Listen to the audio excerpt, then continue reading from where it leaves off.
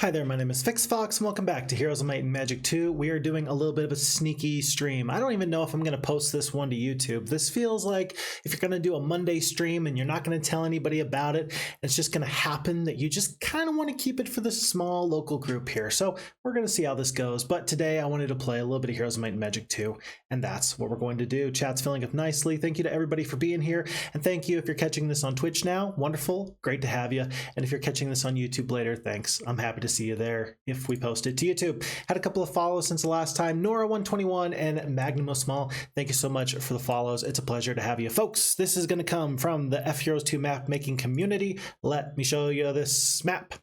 So this is going to be from our friend Idruinn. He has posted this map. I have actually gotten the opportunity to do a little bit of the play testing as they were putting this map together. So I wanted to give this a shot, but I made sure I didn't go too far into the scenario with any of the 6 different factions that you can play. I said to myself, look, it'd be an awful lot of fun if we could enjoy the map sight unseen, but because we've helped out a little bit, I cannot do so. This is Dhalsivia, Pirenaica.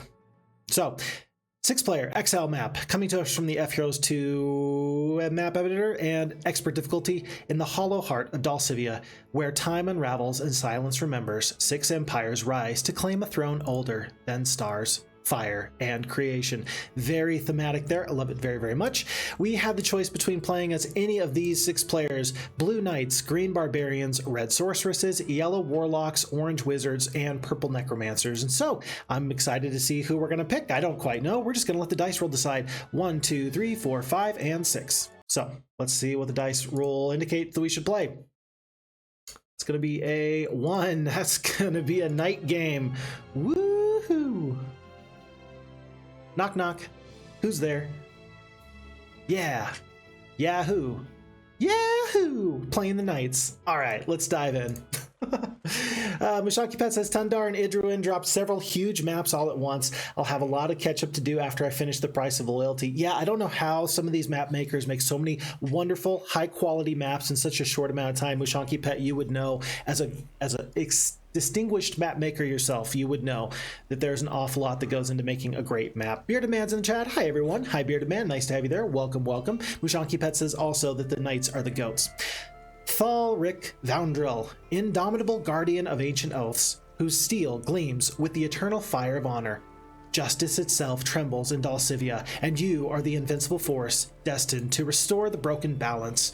Forged in forgotten battles, tempered in the fire of 1,000 sacrifices, you wield the blade of ancestors, a living symbol of the sacred covenant between light and shadow. You don't fight for a land alone, but for the memory of the gods and the heartbeat of destiny. Let each strike echo like thunder through eternity. Let each victory sing defiance to time itself. In your hands burns the fate of a kingdom, and in your soul the promise of everlasting glory. Whew, that's pretty sick. That's pretty sick. That's a good start to this map. I love the thematics. Folks, we start off here with Thalric Voundril. From here on out, I'm just going to call him Thal. So Thal has, it looks like, 20 peasants, 10 archers, and 5 of these pikemen. He does start off with the Statesman's Quill, which will reduce the cost of surrender to 10%. Folks, this Statesman's Quill indicates to me that we're never actually going to use this. This might as well be a dead artifact. You know why? Because we don't run. We are never going to run away from our enemies. We are going to never need to only reduce our surrender cost to 10%. We will win the day because I'm fired up after that beginning little bit there. Whew, the epic narration. Yeah, Bearded Man saying that was the most epic narration I've ever heard. I shed a tear. Exactly. That's how I feel about it too. We start off with archers, peasants, and pikemen here in Lunvarion. We have nothing else here in the castle because we're on impossible difficulty. We have no other starting things. I'm going to combine my archers. I'm going to keep peasants in one group there. Unknowing what's going to come up next, I'm going to keep the pikemen a little bit spread just because that seems to work pretty well for me. And my number one object at the moment is gold. If I can get gold, I can get a second hero. If I can get a second hero, I can get lots of nice things. Look at this. Lots of elves guard an ore mine. This choice between a knight or a sprite wielding sorceress is absolutely going to be the choice. It's going to be Troyan. It's going to be our second hero. Those sprites might help me take my ore mine. So as we set off, we're going to ignore this magic garden. It could be 500 gold. There's no guarantees it will be. Campfire, we might have to go through lots of rogues. Tell you what, this might be just 2 steps out of my way in order to get 500 gold. I hope it's not gems here. It's gems. How often do you hear FixFox say he hopes that it's not gems? Actually, there's 2 treasure chests here. I thought I was going to have to go this way. 1 and 2. This might be just enough gold to get the second hero. It looks like it's going to be 2,000 gold there, and then another 2,000. We have 4,000 gold. It's going to be Troyan, the sorceress, who we immediately pull into this fighting force. I will leave the dwarves behind. And then I'm going to move these sprightly creatures over on in this direction. That's going to, again, be a very purposeful decision, so that way we can take these elves sooner rather than later. I'm going to try and use her movement points just to explore a little bit. The campfire brings us 4 sulfur and 400 gold, 4 mercuries on the ground, and then another campfire, 500 gold and 5 ore. Folks, have you noticed that this map is littered with resources? That seemeth me pretty good. That seems pretty good to me. And note that there's this nice starting artifact here. An ammunition cart in the middle of an old battlefield catches your eye. Inspection shows it to be in good working order, and so we take it along. Okay. And given that we have just 2,400 gold left, we might as well pick up the well. It's a small investment. We couldn't quite get a 3rd hero, and so we shall go on from day 1, month 1, week 1 into day 2. Mushankipet says, Knights are the goats. I am quite close to finishing your map. Oh, good. I'm happy to hear that your map is coming along quite nicely, because truly, people like me who love good maps, if we don't have good maps to play, we get sad. You know, that's just how it goes. We get sad if we don't have good maps to play. And so, as much as possible, I do want you to finish your maps. And it's going to be a 36 by 36. You know what? People think that just because it's a small map, it doesn't have a lot of intrigue. That's not true. Absolutely not true. Some of the best maps have only a very small amount of things going on in them. Not a lot of space, and yet awful lot of fun things can be packed into those maps and those experiences. Glorious victory. It's nice that we don't have to fight this fight. And look, folks, we already saw our ore mine. We've also got our sawmill here.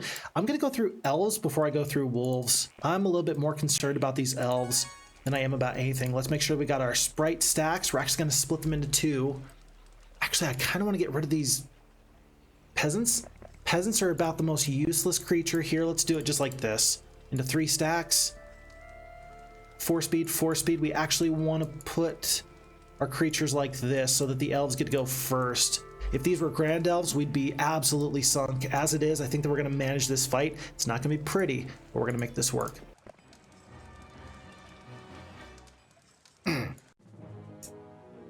Well, maybe not. All right, and let's see. The feather is very interesting. I love some poor man strategies every once in a while. Yeah, absolutely, me too. I think that this is going to be a very much poor man strategy. Wow, okay, this is too many elves. Whoops. All right, I just figured I could defeat these creatures. I'm officially afraid. I'm afraid that we cannot. In fact, I'm so afraid that we cannot that I don't think that there's any recourse here. I just don't think we can win this fight. 5 pikemen, that's not really enough to come on down here and do fun things. They're going to take several turns to get down the battlefield. These archers are going to do their best, but we have no spells. We have no recourse, and we're about to just get unloaded upon by all these elves. We're going to attack top to bottom there, but this ain't it, folks. This ain't it. Oh, good. I'm glad I got the good morale here instead of over here. Oh, thank goodness, actually. That was kind of a big deal. Let's see. I feel like if I attack here, I'm going to take this retaliation. I'll get this elf done a little bit quicker.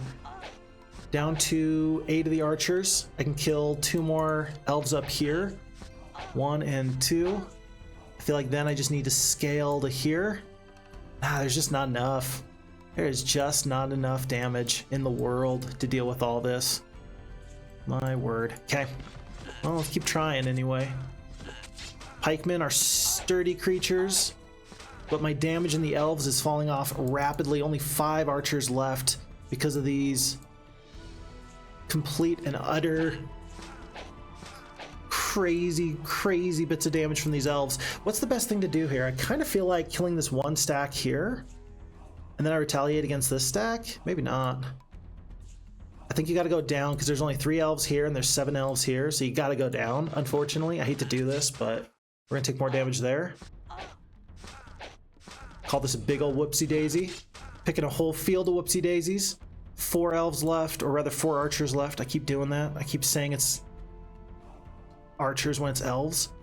I can kill maybe one, I can kill for sure one, or I can kill for sure one. We got to kill this top stack at some point. Then again, if we help the pikemen there. No, we just need to kill the top elf where we can.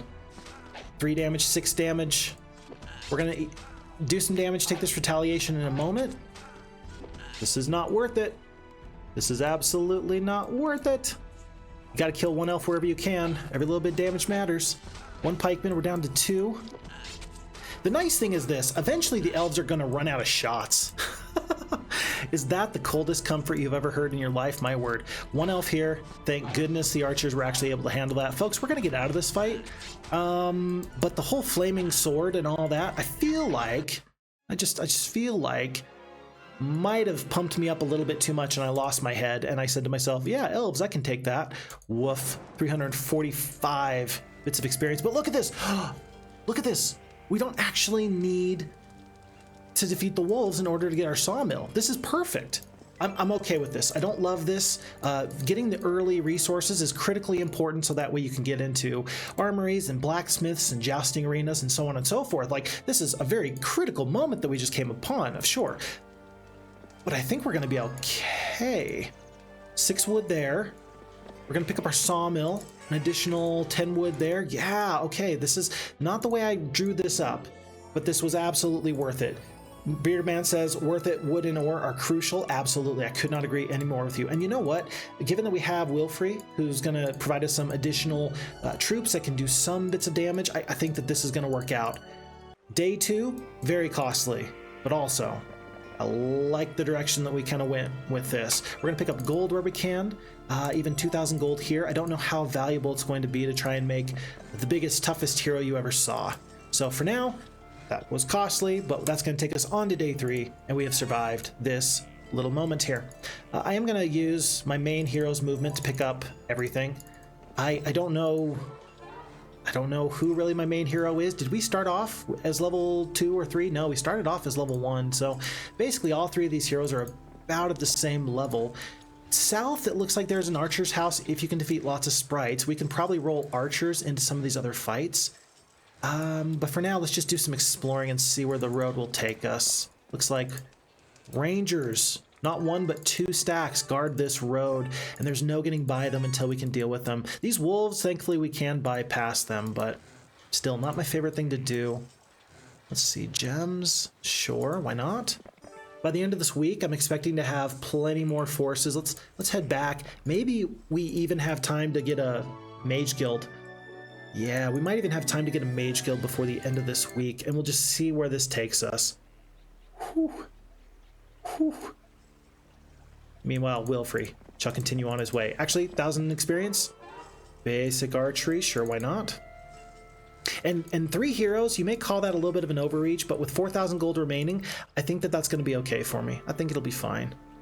This actually wouldn't be too bad of a time to use my other heroes to be hero chaining my troops to the front. But then again, we talked about getting a mage guild, and so I am going to send my main hero back.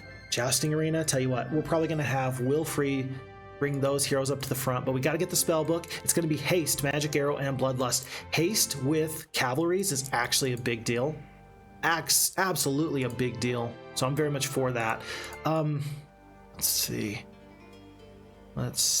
I want to see if there's anything else we can see up the road here. Folks, there's a Freeman's Foundry. I will tell you right now, I already knew that there was a Freeman's Foundry along this road because I've played this map before as part of the testing, but I didn't remember how far it was. So here's my thought process. When there's a Freeman's Foundry not too far away, I don't feel bad about purchasing pikemen and swordsmen. I think I wasn't going to feel too bad about doing that before anyway, but now I definitely don't feel so bad. Because now these troops are going to be useful now, and we're going to have the opportunity to upgrade them for free later, and so that's what we're going to do. Sprites, there's going to be a couple groups of them. Let's do it just like this. Let's do splits like so, and let's get some more archers to our name. Okay. Glorious victory, and it looks like they're going to key in right on our archers. I don't know if this was the best decision to do this big split. Maybe we could have kept our forces alive a bit more, tough to say. We can do 10 points of damage. If we haste the archers, they're only going to get up to 4 speed anyway. Not really going to be enough. It's not really going to be enough. Best thing to do, tell you what, I am gonna see if I can get this top stack of archers to move up. They didn't even barely move up. Look at that. Oh, it's because all my other creatures are 4-speed. Maybe the worst spell I could have used right there. Just maybe. Pikemen are going to be obligated to go down. They're going to kill 12 of these sprites. Good morale. I wish that we'd actually waited on that in just a moment or two. And the damage is going to start pouring in. There's nothing I can do about this. Nothing I can do about this. I will kill the stack here. It's going to open me up to some more damage. So be it. 4 archers, we can kill 3 to 4 of these sprites, but then we'll take the retaliation. I think I'm obligated to still do that. That costs us 1 archer, but with a good morale, that choice feels a little bit better than it otherwise did. And then that will get us out of the fight, but 2 and 4, not my favorite fight. But the hope is that those 6 archers are going to allow us to recoup our losses with these other archers, folks. Disaster. The veteran pikemen guarding this archer's house, they're going to be way too much to handle at the moment. I can't do anything about this just now. I'm officially in a bit of a rough spot. I wish I'd saved some amount of sprites. I have 1 sprite remaining. Do I have any other forces here? Not really. No, I really don't. Oh, goodness. We're going to get cavalries first thing in the morning. Wilfrey is going to be able to hand over these boars. Still, I don't think I can fight this fight, but we're going to do our very, very best to make sure that we're able to get through these early game fights. This is a bit of a burden. Should we go to the Rangers? Should we go through the pikemen? I think that actually the Rangers are a bit easier to handle, so let's do that. Alrighty, folks, and that's going to take us to the end of day 5, or to the beginning of day 5, rather. So, oh no, Jousting Arena, we are short 1 bit of wood. What did we purchase last time? We purchased the Mage Guild, and now we are short on wood. That's a bit of a struggle there. Is there going to be a level 2 Mage Guild that could actually help us? Is there a level 2 spell that we would prefer to have here? I don't believe so. I don't believe so. We're gonna have to take a look at that. Give me just 1 second. There was something that just happened. What was it? Nothing. Okay. Nothing. I thought that something had happened. Okay. I want to walk away with some wood. I'm willing to wait 1 more day. I think it's highly unlikely that we get crystal. We're going to be able to get our forces all the way up to here. With this pack of rangers, I don't think it's worth it to me to fight until you do have those crusaders, or rather those cavaliers. So we're going to get Tharnak right to here. We're going to have Troyan hand off this 1 single sprite. We're going to combine the archers. Peasants will stay behind. And let's see where this goes from here. Actually, she needs a gazebo. So we're going to wait for 1 more day. We're up to 4,000 gold. Hold on. Okay, we're going to have just enough gold to get 3 of these cavaliers, making this pretty much worth it. So we shall take this fight. Here. And actually, to protect the archers, we're gonna do it a little bit like this, actually. Alrighty, folks. Do not love this, but we're gonna have to go through these rangers at some point, and this is gonna give us the opportunity to upgrade these other quality creatures. So let's do this now. Yeah, the sprite is just going to sit here and take 1 bit of retaliation. Thankfully, there's no terrain here. I was a little bit worried that we would have some amount of terrain that would cause us damage. Because there's not, I'm just not going to worry too much about it. Let's haste up the cavalries. They're going to be able to sit right there onto this 1 stack. Oof, very fast. Very good. And then the sprite's going to stick here. They're going to take this retaliation right there. No problems. And then will we lose a cavalry right here? Tough to say. Ooh, useful. There's the 1 cavalry that we lose. So I think that this is actually right about where the AI said that we would be to this point. I don't think that we can get out of this fight with too many less losses. Let's see, bottom stack is going to be covered up. Damage here. Retaliate. Oh no, I thought that they would retaliate to the... Let my cavalries retaliate. They did not. So we're just going to step up from here and get out of this fight. Call it a day. Let's go home, boys. And let's get this Freeman's Foundry before we do anything else. The +1 speed, when we talk about the value of the knights, a lot of people, okay. I love Seth, right? the guy that does the videos, and he talks about the Heroes of Might and Magic games. He talks about a lot of different games, but he talks about in Heroes of Might and Magic 2 how if you don't roll as the Warlocks that you should just uninstall the game.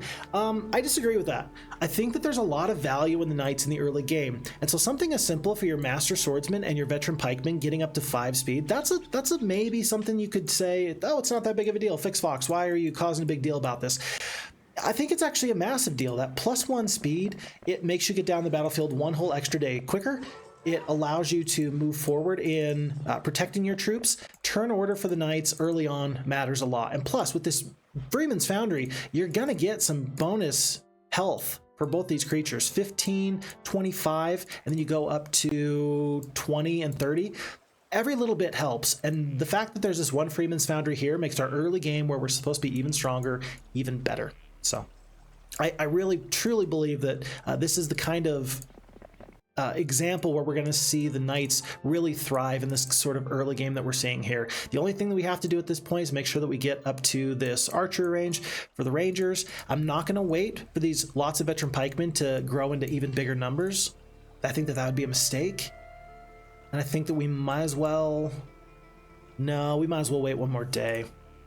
Oh, I hate to do this, but I think that we're going to need to wait just one more day here. We will. And because we need to wait one more day, let's actually make sure we have will free right about here, so that we can get Swordsman, Master Swordsman to here, to there. Let's have Tharnak actually clear out all of this, pick up the additional spell power from the Magic Well. And the gold, you know, we might need the gold. There's a free archer's house right here, and that's what I was going for. Not to mention there's an observation tower not too far away. I feel like I'm fumbling my turn because I really want to go south, but instead we're going to go in this direction. So, okay. Anything else to purchase? Farm? Anybody? Anybody? No. No farm it is. And we're going to go on to the end of the first week, folks. And I'm hoping that these Knights can do major damage to our enemies all around us. It is the week of the tortoise. All dwellings increase in population. Let's start right there with that as soon as we pick up these Rangers. So we're going to go into, it looks like 10 Rangers. Instantly, I feel much better about my fighting forces. We are out of gold. That means I need to pick up whatever I can right here. It looks like one treasure chest for 1,500, not to mention another 700 gold, a little bit of extra wood, a little bit of extra ore. And it's going to be, call it 23 archers that we just picked up. That feels excellent. What I'd really like at this point is diplomacy. Look at this. Rangers, pikemen, veteran pikemen. I'd love the diplomacy. I don't know if we're going to be able to get to that for now, but let's just get these forces to the front. Love a stables here. We can't find it just yet. So down we go to here for this resupply, and we'll just do a full swap. In for the Master Swordsman and full swap, whereas Troyan can go back and figure out where we go from here. Sante Paulus is in the chat. Hello there. Hi Fix Fox. Hi chat. Welcome, welcome. Nice to have you here. We are playing a map that we found on the FHeroes2 Discord. And it's actually a map that I've got a little bit of experience with, but I gotta tell you, there's already been some changes that are pretty meaningful. So this early game, I vaguely remember that this was correct, but I seem to recall that there was like more treasure here. I feel like there was like a gold mine over here or something like that. Tough to say, I can't quite recall, but I'm not seeing it now, and that makes me think that the map has gotten some very big changes. And big changes are not a bad thing, not at all. So trying to figure out how this map plays from here now that there's been some major changes. What I can expect, I don't quite know, but I'm guessing that we can go through this fight. 2 archers seems okay. I think I can do just a little bit better though. So by the way, how is everybody doing on a Monday?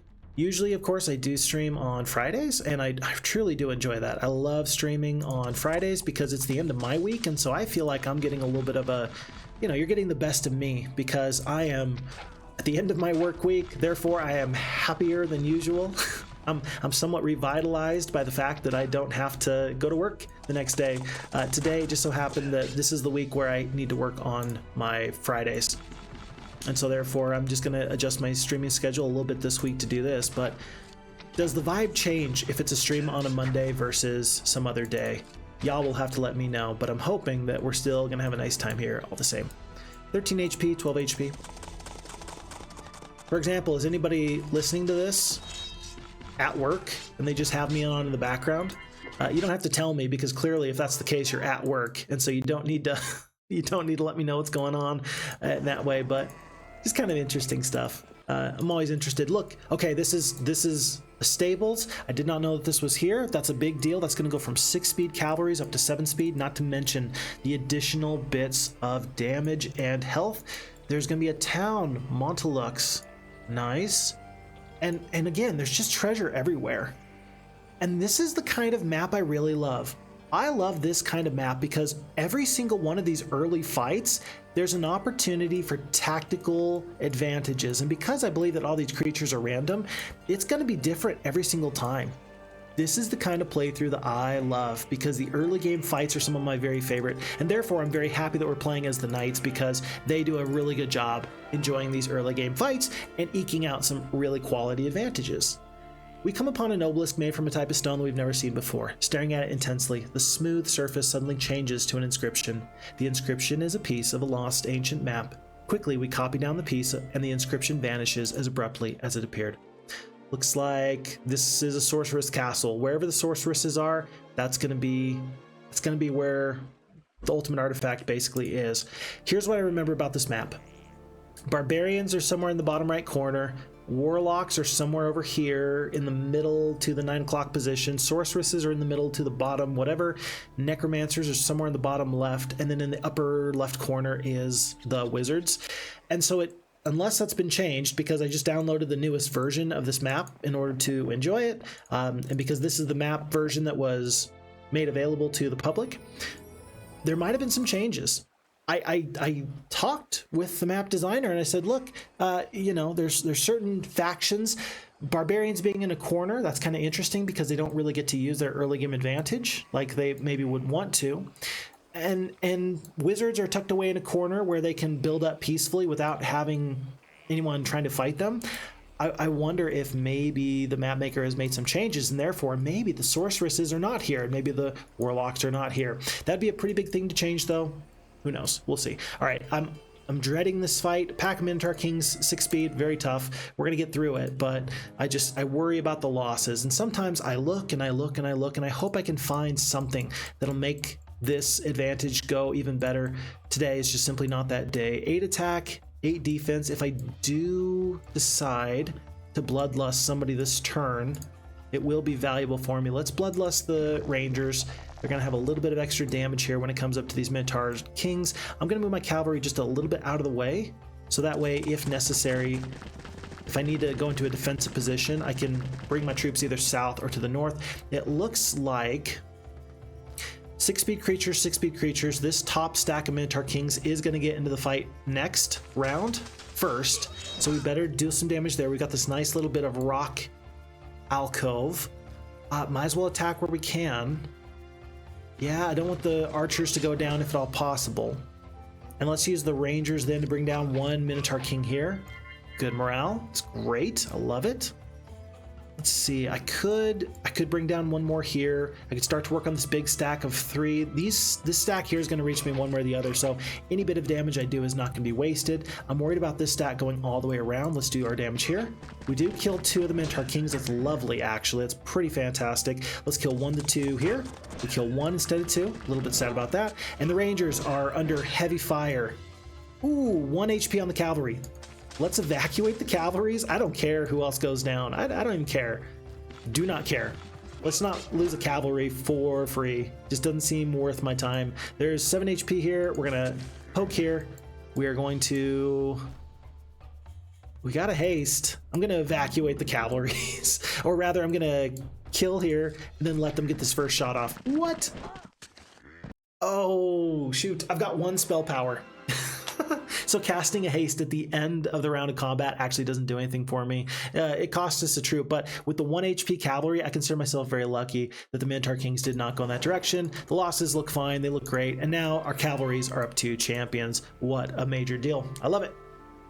Sante Paula says, I appreciate it's rivers over roads, not the opposite. Some maps have it wrong. Oh, yeah. Yeah, so let's see.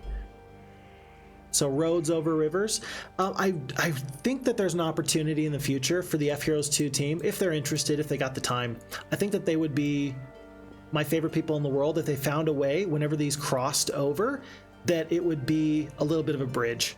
I think that'd be a really nifty, I think that you could do a really nice small sort of change that could exemplify what we're trying to convey there. And I think that you can make something pretty nifty happen. I don't know if the FHeroes2 team would do that, but they've done so much already. It seems like you might as well do one more thing. +1 on the defense skill. We're going to pick up the scouting over the navigation. I don't remember if navigation is going to be important in this map or not, but we will have to wait and see. Troyan is waiting at home. Folks, I think we're going to push for this cathedral. We got 30 crystal. We need wood. Yeah, we just need wood and gold. I think we're going to push for this cathedral. And to make that happen, I think right now we're going to go for this marketplace. No, we got to save all the wood we can. Are there any other forces in here that we want to bring up to the front? There is. There absolutely are troops, but crystal, wood, I think we're going to be okay. Yeah, and there's a pile of wood here. I think that we're going to get to the Crusaders this week, and so therefore I'm going to still bring these swordsmen and these pikemen. I think I'm going to have enough gold before all is lost. Okay. On to something new. Let's see, and Mushanki Pet replied to the comment about rivers over roads versus the opposite. I always try to get the roads over rivers. Santipala says, sorry, to me it looks bad. Preference all the way around, all the way around. Ooh, archers. Yoink. It's a big yoink for me. Is this castle upgradable? It is. We're going to do that when we can. And then Mushanki Pet says, well, there should be a bridge sprite. There we go. There should be a bridge sprite. I agree with that. Over the rivers, especially since the movement bonus still applies. Yeah, I think that that's just a really nice way of looking at that. So I think that we're all in agreement there. But with the FHeroes2 team having so many different things to do, it doesn't hurt my feelings when they pick and choose some of the more important things to them. They've still been working on the map editor. I know that they are officially getting to the point where they are thinking about, hey, what are we going to make this upcoming campaign look like for FHeroes2? A brand new campaign. Heretofore, unbeknownst to the rest of us, they've been slowly plotting, getting ready to do something super fun, super nifty. And yeah, when the FHeroes2 team does make that campaign, I'm going to be the very first one in line to enjoy that. So I understand if they've just got other priorities. And heck, even having multiplayer online be available, that's still something. Would you rather have the bridges or would you rather have multiplayer online? You tell me. You tell me. Folks, really, I'm missing this diplomacy. Look at all of these different forces I feel like could join me and would join me if given the chance. It is just a little bit disheartening to miss out on these opportunities. Oh man, just a little bit of a struggle. Wish it wasn't so. There's a couple of these forces, by the way. This is the second time that a creature's not really guarding anything. That's not really bad map design. That's just when you're placing down so many different forces, you did eventually have the opportunity to choose who you wanted to go through. Did you want to go through the sprites or did you want to go through the wolves to bypass this area, right? And so whenever you see something like this, just remember that there was some other creature that we did defeat, and therefore we had to choose which way we wanted to go through the bridge. There's a little bit of, call it choice in the matter, and that's giving the player the opportunity to choose their own path, and I do enjoy that. I do appreciate that. Okay, archers' houses, there's 2 of them. We got to go in this direction. There's nothing for it. So let's continue on up this way. Very glad, actually, that we haven't upgraded all of our archers into rangers. Otherwise, our logistics might be a little bit tough to deal with here. We're going to have somebody else go through this Hut of the Magi, and let's go right on through these pikemen. Again, I doubt that they're going to join us. Even if they had the opportunity, I don't think that they would. 495 experience, no losses. That's very good. 35 archers up to 60. Up to 60.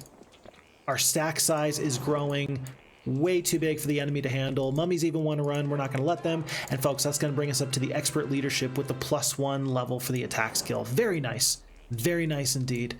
There's a boat here. I feel like that's actually kind of a big deal. Let's send Troyan the sorceress with her advanced navigation in that direction. She does have some spells. She'll have a little bit of boar power to back her up. Let's go straight through these druids and then we'll clear out all this other bit of, all this other bit of treasure.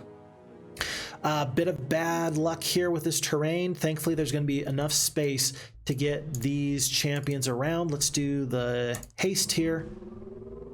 And, oh, you might as well. Might as well. Kill a full stack where you can. Okay. 60 archers down to 56. 56 down to 53. 53 down to 49. Not very great. Don't love to see that, but I did it to myself. I said, hey, let's get into the water as soon as possible, and here's where we're at. How did we only... Whoa. Whoa, whoa, whoa, whoa, whoa. Champions did 66 damage? We did definitely the low end of damage there, that's for sure. Let's kill as many of these creatures as we can. We kill most of them. And then one whole stack off the top. That'll be just fine for me. I don't want to slot here because I don't want to miss out on these forces getting into all these different areas. So we're going to do it just like this and let the Master Swordsman creep across the map and take out some druids where they can. Cool. From here, folks, it seems obvious to me that we're just going to let the battle go. That was me hitting the letter Q here in FHeroes2. I don't know if everybody knows about it, but you can hit the letter Q, and that will give you the opportunity to simply bypass the battle from that point. It'll do the auto combat as if you could just finish where you were at. The AI will calculate the losses and the victories from that point on. I think it's great. I think it's a great addition to FHeroes2. Truly, I think it is. Okay, I'm gonna start taking some experience here. Only when it's a good ratio. 1,000 gold versus 500, that's not good enough. Even here, if it's gonna be 2,000, 1,500, I'm gonna start taking that. 49 archers back up to 64, and rogues try and fight us here. We're gonna take this Sailor's Astrolabe of Mobility, and as Troyan heads up, she's gonna hit this Hut of the Magi. We're gonna check out this Hut of the Magi, and then she is gonna hop into the boat as soon as possible. Wow, wow, wow, wow, wow. 4, 5, 6, 7 eyes attached to this Hut of the Magi. That's pretty good. That feels like a lot. And we're going to check out all the information that has for us in just 1 second here. Shrine of the Third Circle, I think we can get both here, view towns, and get into the boat. Perfect. Okay, now we have a view towns to play with as well. So to our immediate north, it looks like it's going to be Orenthal's. That's going to be a wizard castle. And look at that. Does it look like, even though it's neutral, does it have the little X in the upper right corner of its thing to indicate that they've built this turn? I've never seen that before. That's very interesting to me. Okay, didn't know anything about that. Looks like there's a knight town in the upper right corner. Tons of treasure, gold and such, liths. Very nice. Holy Hammer for the +5 attack, Defender's Helm or Breastplate for +3 defense, not to mention the Witch's Brooch for the +2 spell power. Very nice. There is a Knight Town on the high seas, plus it looks like +5 from another Holy Hammer. And we see a red sorceress, folks, to our immediate south, just shy of this dirt area. The red sorceresses are maybe moving in our direction. We're gonna have to keep an eye on them. And then it looks like a sorceress castle guarded by several red dragons on the far western side of this map. And oh boy, look, a dragon city guarded by a few red dragons. There's a legendary scepter for +2, +2, +2, +2, 1,000 gold in a sack per day. And then Zarin Murak, once again, in the upper right corner, the little X indicating that they've been building. Huh, okay. Well, this is of course more than Troyan the sorceress can get herself, but it looks like there is some amount of objects at sea. Maybe that's going to be an opportunity for us to play and win and just do so good by getting some amount of advantage on the ocean. If for no other reason, then that's going to be extra wood and such that we can use to upgrade this second town into a castle. I'm going to be feeling pretty okay about that. Warlocks is now up to a castle. And Wilfrey, I think, given that it's day 5, I think he's going to go head back and be ready to bring me new troops in the very near future. Interesting. Very interesting. And then one last thing to do. We picked up view towns. We better cast view towns. Looks like there's a town in the upper right. Barbarian castle. Barbarian town. Unclaimed sorceress town in the snow. Unclaimed knight town in the dirt. Aha! And there is the yellow warlocks to our westernmost position here. And then sorceresses to our most bottom right. In the bottom right corner, there is a green barbarian castle. Looks like wizards in the upper left, and then purple necromancers in the bottom left. So upper left, bottom right, center of the map. Looks like sorceresses and warlocks are going to be the two things we have to contend with immediately. And more than that, we'll try and keep an eye out for some of these other towns and castles and go from there. Cool. All right, with nothing else to purchase at the moment, let's go on to a new day. With red sorceresses going up the road. Very scary. Very scary. And then, yeah, someone lately proposed bridges in the Discord. Yeah, it's a good, I mean, it's just a good idea. You know, it's an opportunity. And it could, I think, be fairly easily implemented. You'd have to let me know. Can I just point out one thing that I think is really beautiful? Look at this. Right, look at this. You got the mountain, and I know it kind of clips into the castle there, but it almost makes it more thematic when it does. You got a little bit of a mountain range, a little bit of a tree range, and then they've used this lake doodad to make the water spawn forth. That's a really fun little way of doing that. I really like that.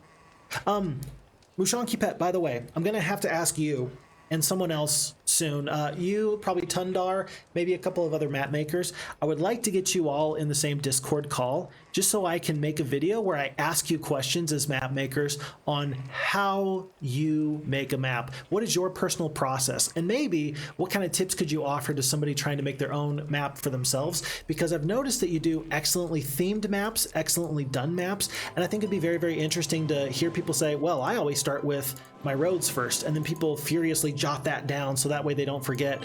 Or you say, oh, well, the first thing you need to do is you need to have a good theme, and then you build the map around whatever theme you're trying to share, you know, for like Eruption, for example. I'd be very interested in the process that map makers use, and I'm guessing that you're going to find that things are going to be very different from map maker to map maker. And I think that's great. So if you'd be interested, if you'd be willing to, you know, bless the rest of us with a little bit of knowledge, I think that that'd be a really, really nifty thing. I'd love to catch some time of yours. Something I'd love to do maybe just for a future video. You and whatever other map makers would be interested in sharing some of their wisdom, because I think that a lot of people are interested in making a map, but then they get into it, they get into the nuts and bolts, and they realize just how much work and how much time and how much effort it really does take to make these maps so great. So anyway, if you're interested, just want to throw that out there. Maybe we'll talk later. Bearded Man says, would it be a good idea to distribute the champions across the scouts for optimal speed? Absolutely. Absolutely. Wilfrey with his sad little 9 halflings. 3-speed halflings, yeah, probably not the best. Troyan, she does have the boars, but she's at sea. It would be a good idea. You're completely correct there. Roman, continuing on, says, river over road makes more sense, but bridges would be nice too. Yeah. I suppose, yeah. Maybe like a little ferry or crossing, something like that. Kind of interesting. Mushanki Pet said, I'd rather have bridges. I don't play MP. What's MP? I don't know what MP is. Help me out there. I don't know if we really need to stop into this castle just yet. Looks like we still have lots to do here. Let's start with the tavern. And it is going to be up the road. It's day 7. Part of me wants to just sit here right on this stables. I think I can actually defeat these zombies, and I'll just take a step back so that first thing in the morning I can set off with as many forces as possible. That's going to be my goal. Even though it's going to cost me, it looks like 300 movement points today, it'll save me more movement points over the course of the next coming weeks. Gambler's Lucky Coin from this Shipwreck Survivor. And oh no, we found Halon. Let's see, we currently have 1,700 movement points. I kind of want to steal this. Skull cap, and then I'm just gonna run. And I'm gonna hope that he doesn't follow me in this direction. Halon may be fast, but I don't think he's fast enough to catch me. Although, this Eye of the Magi, what is the radius on the Eye of the Magi? Hold on, did we accidentally wander right into the radius? Oh, we did. We are right within the radius. It's right about here. If you can't tell, I'm using my fingers to figure out this distance to this distance. If he wants us, he might be able to catch us. Troyan, what have you done? We did steal the skull cap, but at what cost? So the AI is doing a good job of getting into the water. Very nice to see that. And then let's just hope that we can survive from this point on. The observation tower, by the way, was useful. Looks like our crystal mine's over here. We are going to want that. We did, if you didn't already notice, we did upgrade into the Crusaders. They're just such a burden to try and upgrade otherwise, so I'm happy to do that for now. We've already built in our other town, our other castle. Everything's where it ought to be. Every little bit of eyes, all of our eyes should be on this moment. Will Halon track us down or not? Time will tell. Whew, missed us. Ooh, purple is just picked up a really nice artifact. Purple with it looks like a sorceress hero, Rebecca.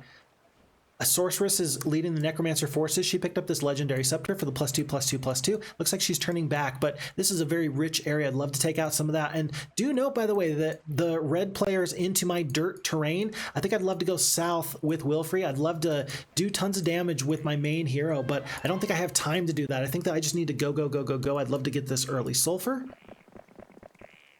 But as I'm looking at this, folks, here's one pretty important thing. +1 defense, advanced logistics. As important as it is to get resource generating mines, I think that there's so many resources on the ground, I don't think you need it. I just don't think that you need it. And so, I mean, going out of my way for these things might not be the play. This might be more important that I just rush down with whatever forces I have, rush down the Warlocks to the west before they get dragons online. That might be the very best thing for me, and I might have already missed my opportunity. Tough to say. Mushankipet says, but I'd also rather have lots of dozens of other things. Yeah, seriously. Roman says, OMG, new campaign. Yeah, I'll be excited for that. Bearded Man says, even if you have no bridges, you can just not place a river tile on top of the path, right? Yeah, but then it's going to be broken. And yeah. In this case, where do you put the river? Sort of a deal, I guess. Mushankipet says, nah, if rivers are disconnected, it looks super ugly. I kind of agree with that. And they don't really flow very nicely in the map editor. There's some logic that helps you make the best decisions as you're doing that. So yeah, I think you would have to do that. And then Mushankipet continues to say, you just have to place the river on the road last, depending on what you want to have on top. Yeah, whichever one comes next, you get to choose, but that makes perfect sense to me. Stream on a Sunday? I think it's Monday. Is it Monday? I'm pretty sure it's Monday. I don't want to spoil it for you, but I think it's Monday. Nice to have you there. Eliard Arsolach. Stream on Sunday? No, it's definitely Monday, but still, nice to have you there. Welcome, welcome. Nice to have you back. I'm going to step in right here. Roman says to Bearded Man, you can. However, to me, it looks a little bit weird. Yeah, and you can. You can. Talking about the differences and what you put on top, what you put on bottom. I don't think it'd be my favorite thing to do, though, that's for sure. We're going to cast this haste on 10 Master Swordsmen. I want them to go next, if at all possible. Let's kill Big Stack here. I actually don't want to kill all of them. We kill a couple of them. One champion goes down. I wanted to kill more than that. Okay, that's fine. And then from here, definitely want to get the damage off there. Let's try and keep the big stack of archers alive. Yep, we do so. Very good, very good. Let's give the rangers a chance to do some damage up here and here. Sweet. 3 archers, 1 champion goes down, 720 experience. And I do still think that getting into these Magi might be useful for me. I got the troops. I feel like I might as well. And I definitely think I might as well hire a new hero over here. Let's make it Kalindra, just because she's got the 6-speed boars. That'll help her be a little bit faster, since this town does not have a castle just yet, or rather does not have my jousting arena. Okay, let's see, moving on. Bearded Man says, I think making disconnected rivers look better would be easier than implementing bridges. You know, you're definitely right about that. I definitely can't argue with that. This is why, as just a humble, I don't know, what am I? Just as a humble person trying to enjoy this great game, I can make suggestions all day long about what I think would be a good idea, but it really takes an actual engineer or a programmer to let me know what's actually feasible, what's actually possible. And in this case, I think that I don't know the best answer. I don't know the best way of doing this sort of a deal, and that's okay. I think I just have to admit that I need somebody else to tell me, yeah, it's a good idea, Fix Fox, but we're never going to do that. And I'll accept that. I will absolutely accept that. 4, the Magi goes down. It's going to be 3 and 3. Let's go here. Uh-oh. No, I messed up. Because I killed both these stacks, the veteran pikemen, it cost me 3 more archers because of my failure to correctly prioritize turn order. That was very costly. 19 archers. Basic pathfinding. At this level with the logistics and the pathfinding, I think that we're going to be okay to go through swamp, go through snow. Yeah, this feels excellent to me. I'm very happy for that upgrade there. Tree of Knowledge, we'll come back for that in a little bit. If I can avoid these Vampire Lords, I want to. We're going to take the experience over the gold. And Halon's up here somewhere. Let's avoid him, but let's still go do good stuff. Should we just go around this direction? Might as well. Sante Paulus, should there be neutral heroes also? Ooh, should there be neutral heroes also? I guess that would make neutral just another faction, so probably not. When you put it that way, I think that makes a lot of sense. It could be interesting to have a neutral hero that's not like a captain guarding a castle. I think that'd be pretty interesting. I think I would like to see some extra alternative to that, because eventually you run out of spots. You only have 6 different factions. And so if you want to have an extra large map, all of a sudden you run out of those 6 factions pretty quickly when you're just trying to enjoy this other opportunity where you just have a better neutral guard at this castle or wherever. So yeah, I could see that being pretty interesting. Not sure how the implementation would look, but I think that would be pretty interesting. Okay, lots of veteran pikemen. I'm out of gold. How's this keep happening? How does this keep happening? Before I do anything else, I already did make my other purchase in the other town. 4 swordsmen. We're gonna leave the halflings out as bait. And let's go through these lots of veteran pikemen. Crusaders are gonna make this fight pretty easy, but I don't want to lose any amount of these rangers. But yeah, neutral heroes, that'd be pretty interesting. Let's step to here. That's gonna make all these creatures go to the south. Again, trying to lead them over to the halflings. Damage, 30 points of damage. I think you're just better off using the stone skin and then the bloodlust next turn. Damage here, step up. Hiya! And then Mushanki Pet, sure, feel free to be cooked whenever you want. Wait, am I cooking you or are you cooking me? Sorry. 1, 2, 3, 4, 5. Yeah, no, I tell you what, I know nothing about map making. A long time ago, this would have been several months ago, I was approached by, maybe I shouldn't say this. Let me think about this. Should I say this? The opportunity came that maybe I could be involved in making maps for certain projects that are coming up. And ultimately, I kind of said, well, I'd be happy to, I'd love to, I think it'd be awesome. But my concern is that just because you like to play the game and because you're good at playing the game, that does not mean that you're going to be a good map maker.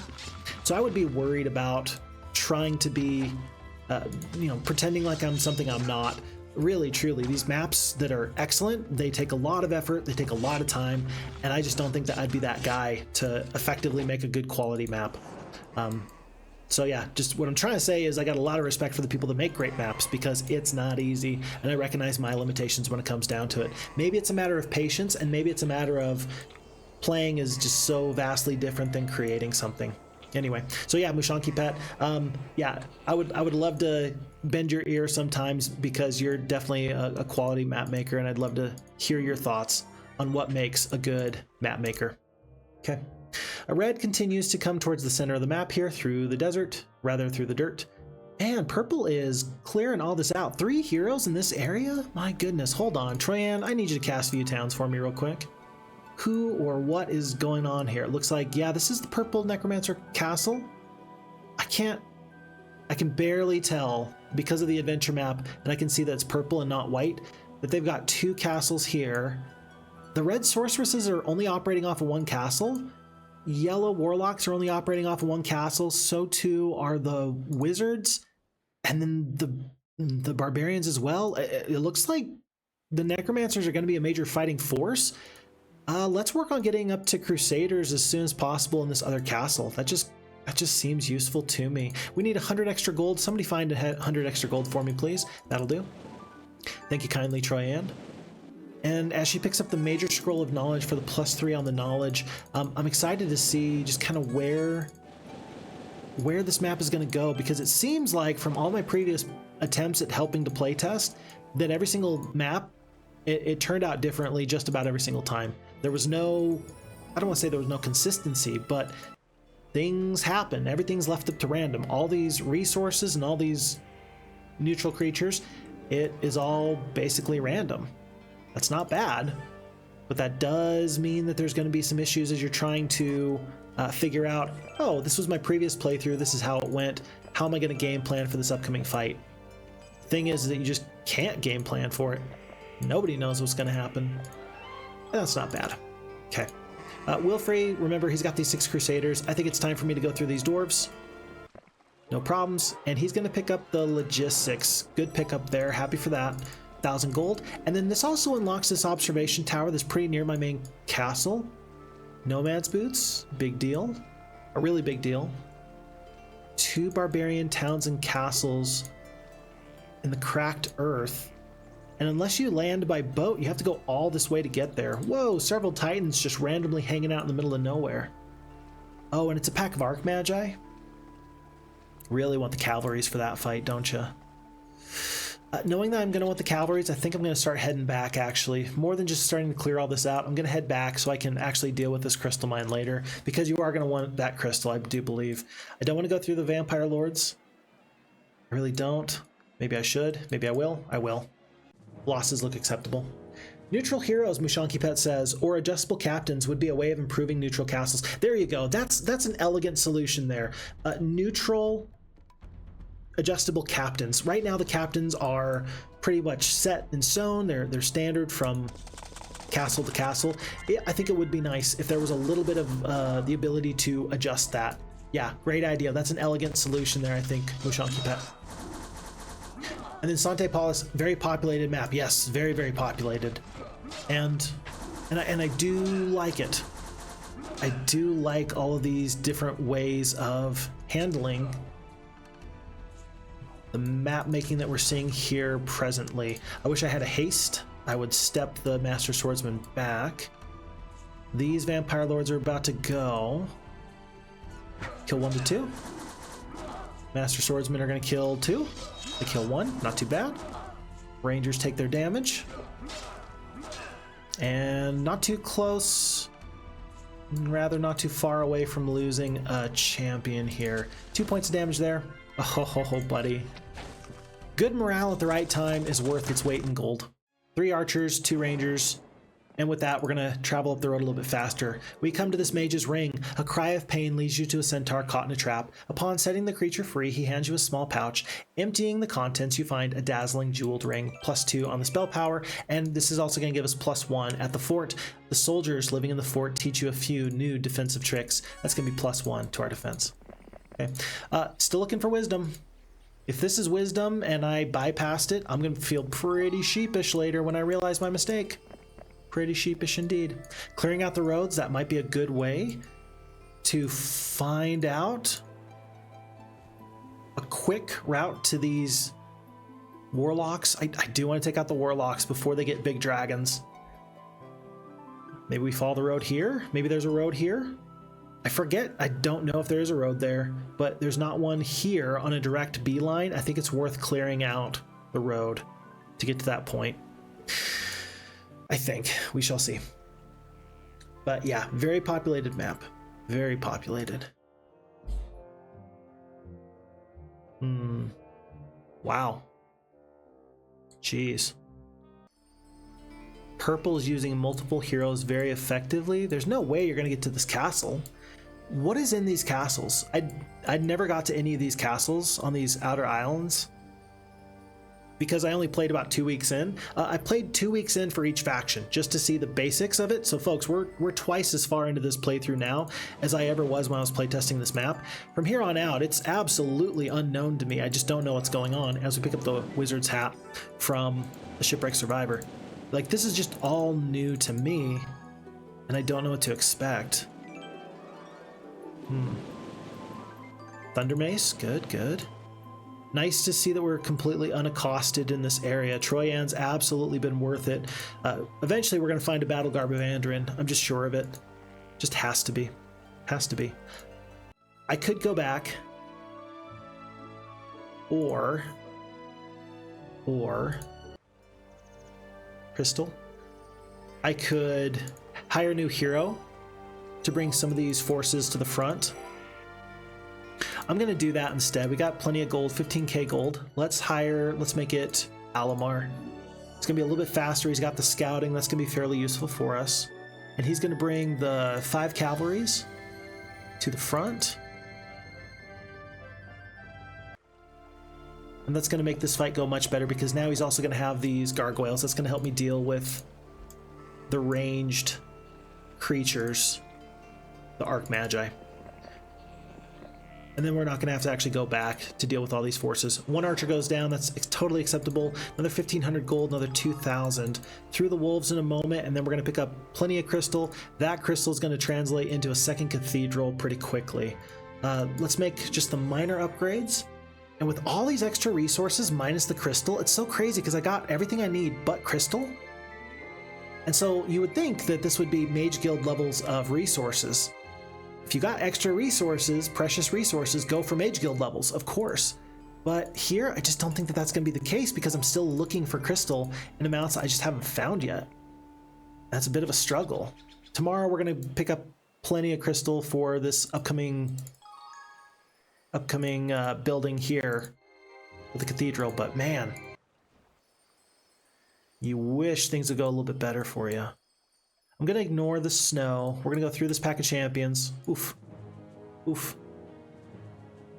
And if I can find a magic well, I'll get it because I need spell points. I got 3 out of 20.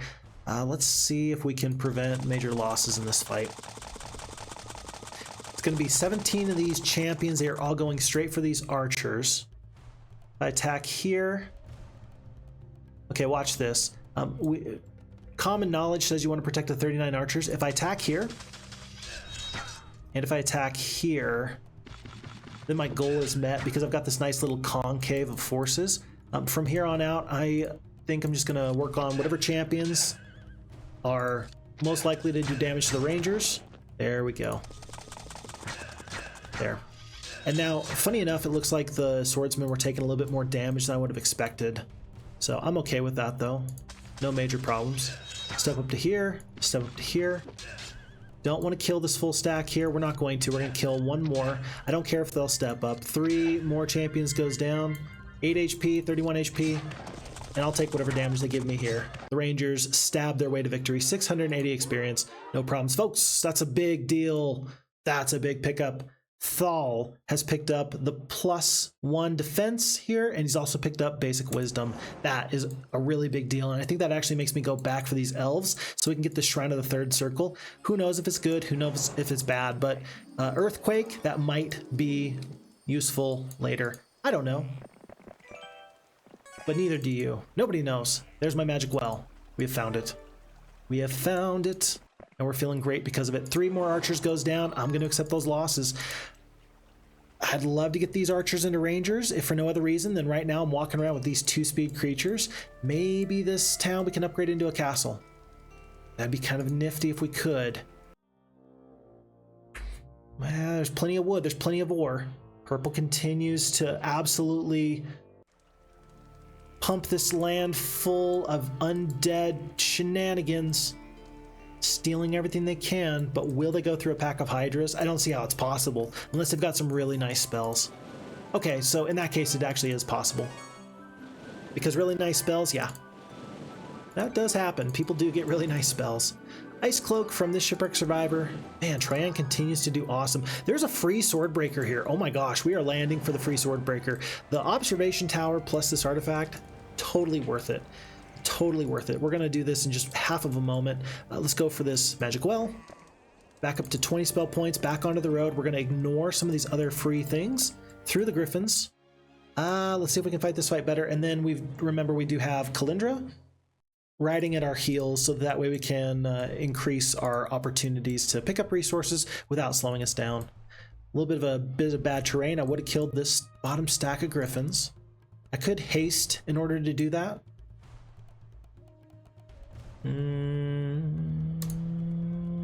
I could haste my archers, so we're actually going to do that. We'll go to here, here, here, and then we will smite one of these stacks down. 6 Griffins turns into 3, 3 turns into dead. It's going to be 1 champion going down in just a second. 13 HP left. Let's help with 1 magic arrow. And with a good morale, does that actually mean that we attack again? Oh no. 12 HP left. Yeah, let's do it. 7 bits of damage, 2 to 3. I don't think these Griffins are going to step up and attack me in that direction. Actually, they totally will. What am I thinking? Of course they will. 1 to 2. Let's see if we can kill 2. I just don't want to lose this one champion, if at all possible, and I don't.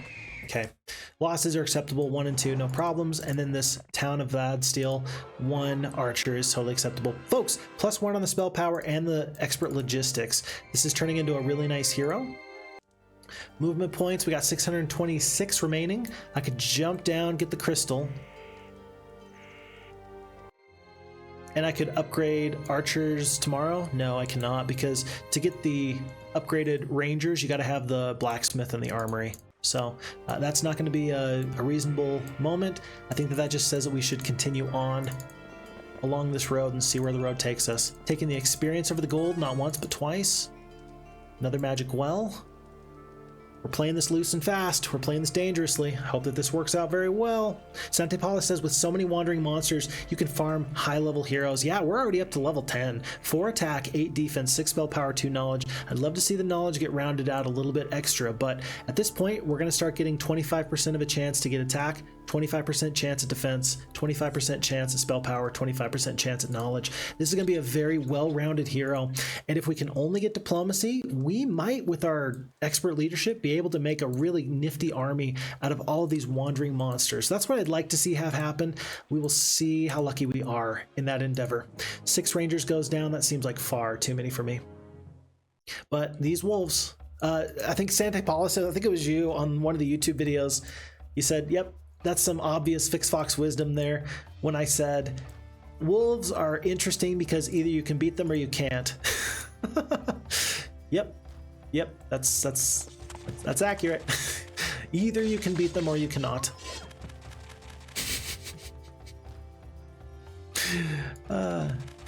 If you recall, my dad, he always said that in his line of work, that it was just making sure that you said something quote unquote for the record.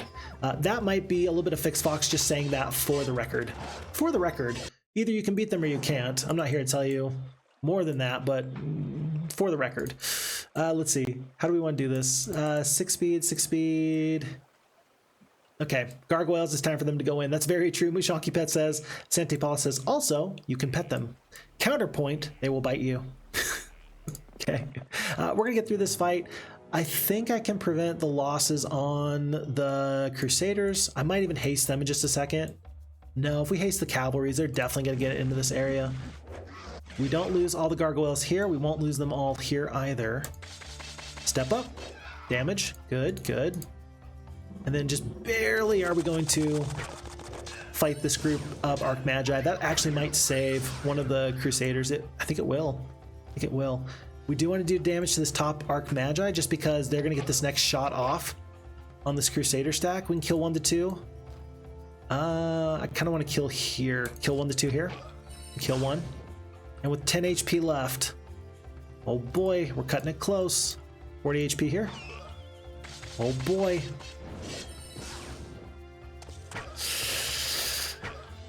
Two HP. I don't think this is happening. Let's see, 6 speed. Yeah, this isn't going to happen. It's very unfortunate, but unless we got good morale on this creature or this creature, this isn't going to happen. Or unless we do max damage.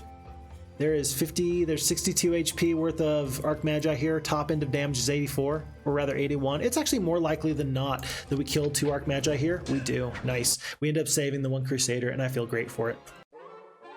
Ooh, now that's an interesting choice. Folks, what do you think? I'll let you all decide on this point. I think that you could say that the pathfinding for a secondary hero is better. I think you could say that the leadership is better. I think that there's lots of arguments to be made about which is better here for Wilfrey, the wizard. What do you think? I will go with whatever chat says.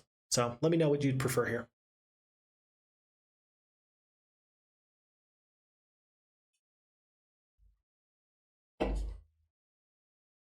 We do see snow, we see cracked earth, we see swamp, we see beach, we see all the bad terrain in the world, but also we see lots of fighting on grass and dirt and places where the terrain doesn't really matter so much.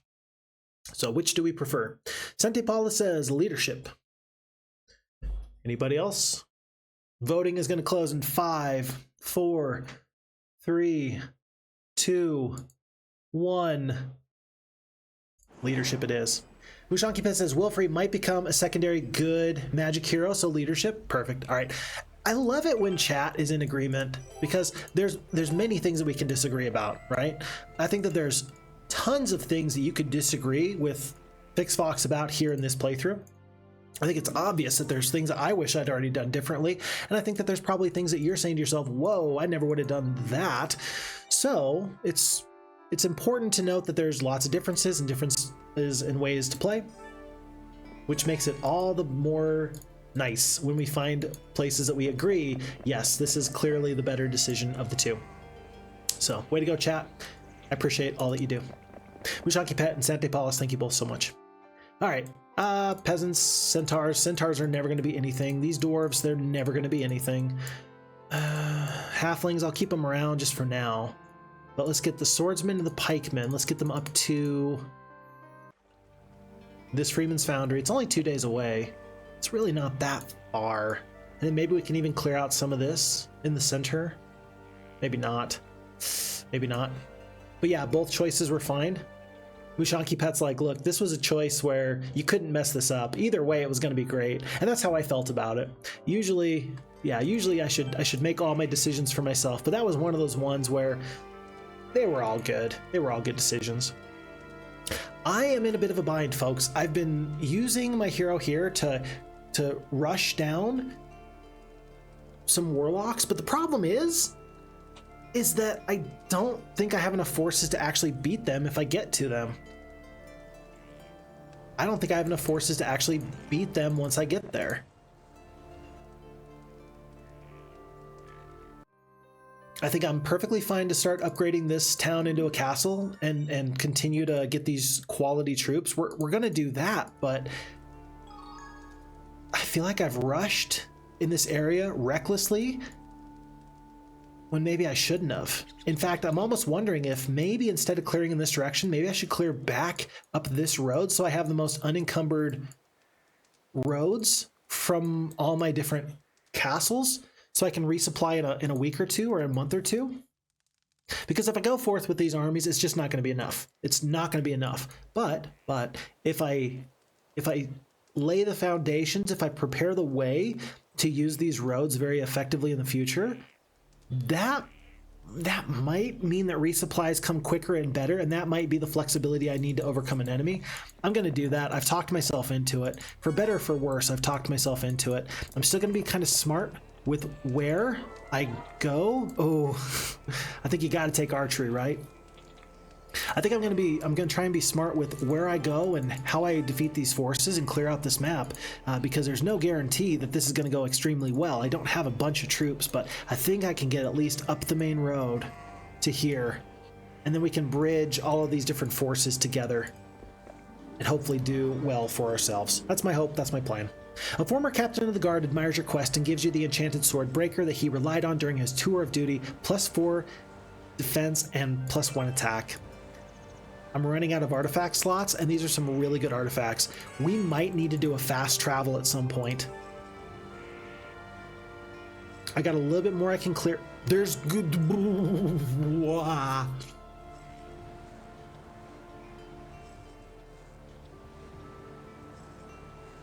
Do you see what I see? Do you see what I see? Do you see what I see? Okay. All right. How many Minotaurs? How many vampires? A pack of both. Trenlo says GG. Mushanki Pet says, oh, yeah. I think that this is way more than Troyan can deal with, of course. She doesn't have any spells. She got a magic arrow for 20 points. Yeah, it's basically nothing, but it's more than this force can do. If I could find like a magic lamp somewhere or anything else, any other reinforcements at sea, wow. I don't have any reinforcements I can find at sea, folks. I think, what's the best way to get here? Up here? I think that this is my most natural harbor. I could get to here, but then you got to go through this to there. I've changed my mind. All of my choices up to this point were good choices. A better opportunity has shown its face, and I'd be wrong not to take this best opportunity. So my secondary heroes, let them clear, let them do whatever they want to do. We're still going to continue to upgrade our castles because those troops can be meaningful. But all of these forces in the center of the map, these easy to kill units, they're just going to turn into ghosts, and we're going to roll this map. I had no idea that this was here. This was not here before.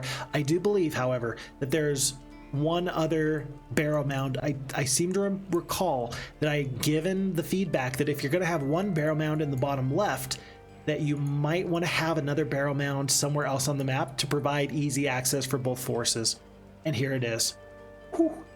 Mushanki Pet says, GG indeed, forget good choices, ghosts. Yes, could not agree more with you on that. Oh, love it. By the way, Sante Paulus also said, ha, dismissing both of those other units before the peasants. You're totally right. These 20 peasants survived the centaurs and the dwarves. Kind of weird for that. And then, yeah, go back and take the resources to upgrade the castle now. I think so. We're going to upgrade the cathedral before anything else. I will wait to figure out these other upgrades, but yeah, we need to rush. Don't walk, run. Up there. I will still clear in this direction because I still like that plan for later, but and it's gonna take how many days? How many days, Troyan? Only 3 days? It's gonna take longer than that for me just to get here. Never mind, we're gonna go. We're gonna go right now. Nothing else matters. Nothing else matters. This is the new wing condition. And so, Wilfrey, I think I'm going to pull these forces back just so we can defend appropriately, and so we can wait. Any amount of forces that we clear out now are actually going to hurt us, because then we're not going to be able to use them to increase our stack sizes of Ghost. So this is run, run, run, run, run. Will I even defeat the ogres? Sure, why not? No losses. And then I'm even going to go through the druids, because I think I can go through them just a little bit quicker. Troyan runs home. I feel bad because if this is the first time you're playing this map, this is a massive moment, and for me this is a massive moment. That was a huge surprise, right? And I love it. The surprise is great. If you're looking to play this map again a second time, I think that having a Barrow mound on the map, I think that does change the way that you're going to play in future iterations, because of course it will. Right? I think of course you're going to play differently because you know that there's Barrow mounds on the map. All you got to do is rush down the Barrow mounds and you're going to have a much better opportunity to win than you otherwise would have had. So I feel bad because if you're watching this, you may not have the same experience that I have had playing this, but I still think you're going to have a real good time. And so I hope that you go out and enjoy this map. Again, you can find this on the FHeroes2 Discord for yourself. Great place. Tons of great map makers. Mushanki Pet, of course, being among them. So go and check him out. Go check out all these great maps you can find out there. Mushanki Pet, I know you do Twitch. Do you have like a regular schedule? Like when is it the best time for people to catch you when you're going to be available playing Heroes of Might and Magic? Or do you only... Hold on, do you only play offline? No, you play here on Twitch, right? I'm kind of interested to know so that way I can tell people to go check you out at the best time. I'd be interested in spreading the love as much as possible. As much as possible. Another marketplace. You never know when that's going to be useful for you. Day 6. And red... Oof. Red is kind of coming up the dirt road. I'm going to ignore them. Lord Kilburn, few phoenixes. We're going to completely ignore this road. We're going to go through these druids. It's going to be pretty costly. But it's going to get me here just one day quicker. In fact, we might even be able to get into the boat today if we go. If we go through the druids, we might be able to get into the boat right now. 15 archers is all it costs us. We got spells. We can do some haste and we'll make this work even better. But yeah, Sante Paula says that the ghosts are fun, but they also kind of spoil the scenario. They do have to be used correctly. If everybody has access to ghosts, I think that makes it a bit different. I think that changes the story entirely, but yeah, I think that there's some you got to be very careful with Barrow mounds. You have to be. And then Mushanki Pet does stream on Twitch a few times per week in the evenings usually. He's in France, so my time, your time, it's always just a little bit different. Good to know. Good to know. I think 8 hours ahead of you. It's 10 p.m. or 11 p.m. there. Right now it's 2 p.m. my time, so whatever time it is for you, that'll be the adjustment that we'll have to keep an eye out on. 2 to 3 of these druids goes down. I'm going to do one more haste. That's going to help prevent losses. Bit of damage there. Yeah, 8 hours difference. Okay. Yeah, tell you what, it's tough to find the time sometimes to stream. This week, of course, I mean, that's why I'm doing the Monday stream, is my schedule changed on me a little bit for work. Not always do I do this sort of a deal, but I'm really amazed for the people that have been streaming for a meaningful and significant amount of time, because it takes a lot of time. It takes a lot of effort to be consistent and, you know, let people know, hey, if you show up, I'm going to show up too. It's kind of like having a running buddy. If you're trying to get into shape and you're going to go to the gym, oftentimes it's really helpful if you and your partner, you say, hey, I'm going to meet you here at this time, and if you don't show up, I'm going to be really sad. Not because you want to hurt their feelings, but because then you're able to keep each other accountable. So for streaming consistently, I'm very impressed with the folks that have been doing it for a long time, because I could definitely see getting to the point where you say, you know, this has been real, this has been fun, but I need to go do something else. You know, I was thinking about the other day, for sure, I love spending the time here on these videos and spending time with you quality people. As my kids get older, I might be saying to myself, look, as fun as this is, I need to reinvest my time. I need to allocate it a little bit differently, because my kids are only going to be young once. And yeah, these are the things that I think about, is, you know, is my time being best spent here? And it's not that I don't love to spend the time here. I truly do. But if I'm going to tell people to spend time where it matters most, and then I don't do that myself, I think that that'd be a bit of a shame. I think that would be really a bit of a shame on my part. So now is not the time that I'm going to consider not spending the time here, but it's worth examining, at least, to make sure that we are being purposeful with our time and our energy. Okay, enough about me. I don't think we've actually got a lightning spell. I don't think so. Sailor's Astrolabe, I'm going to send that over for a short period of time, because that's actually going to make me move faster to that desired area, and then we'll figure out where to go from there. We're probably going to eliminate these rangers from our army to make room for ghosts. I'm just going to do that preemptively. I'll just save the ghosts for now.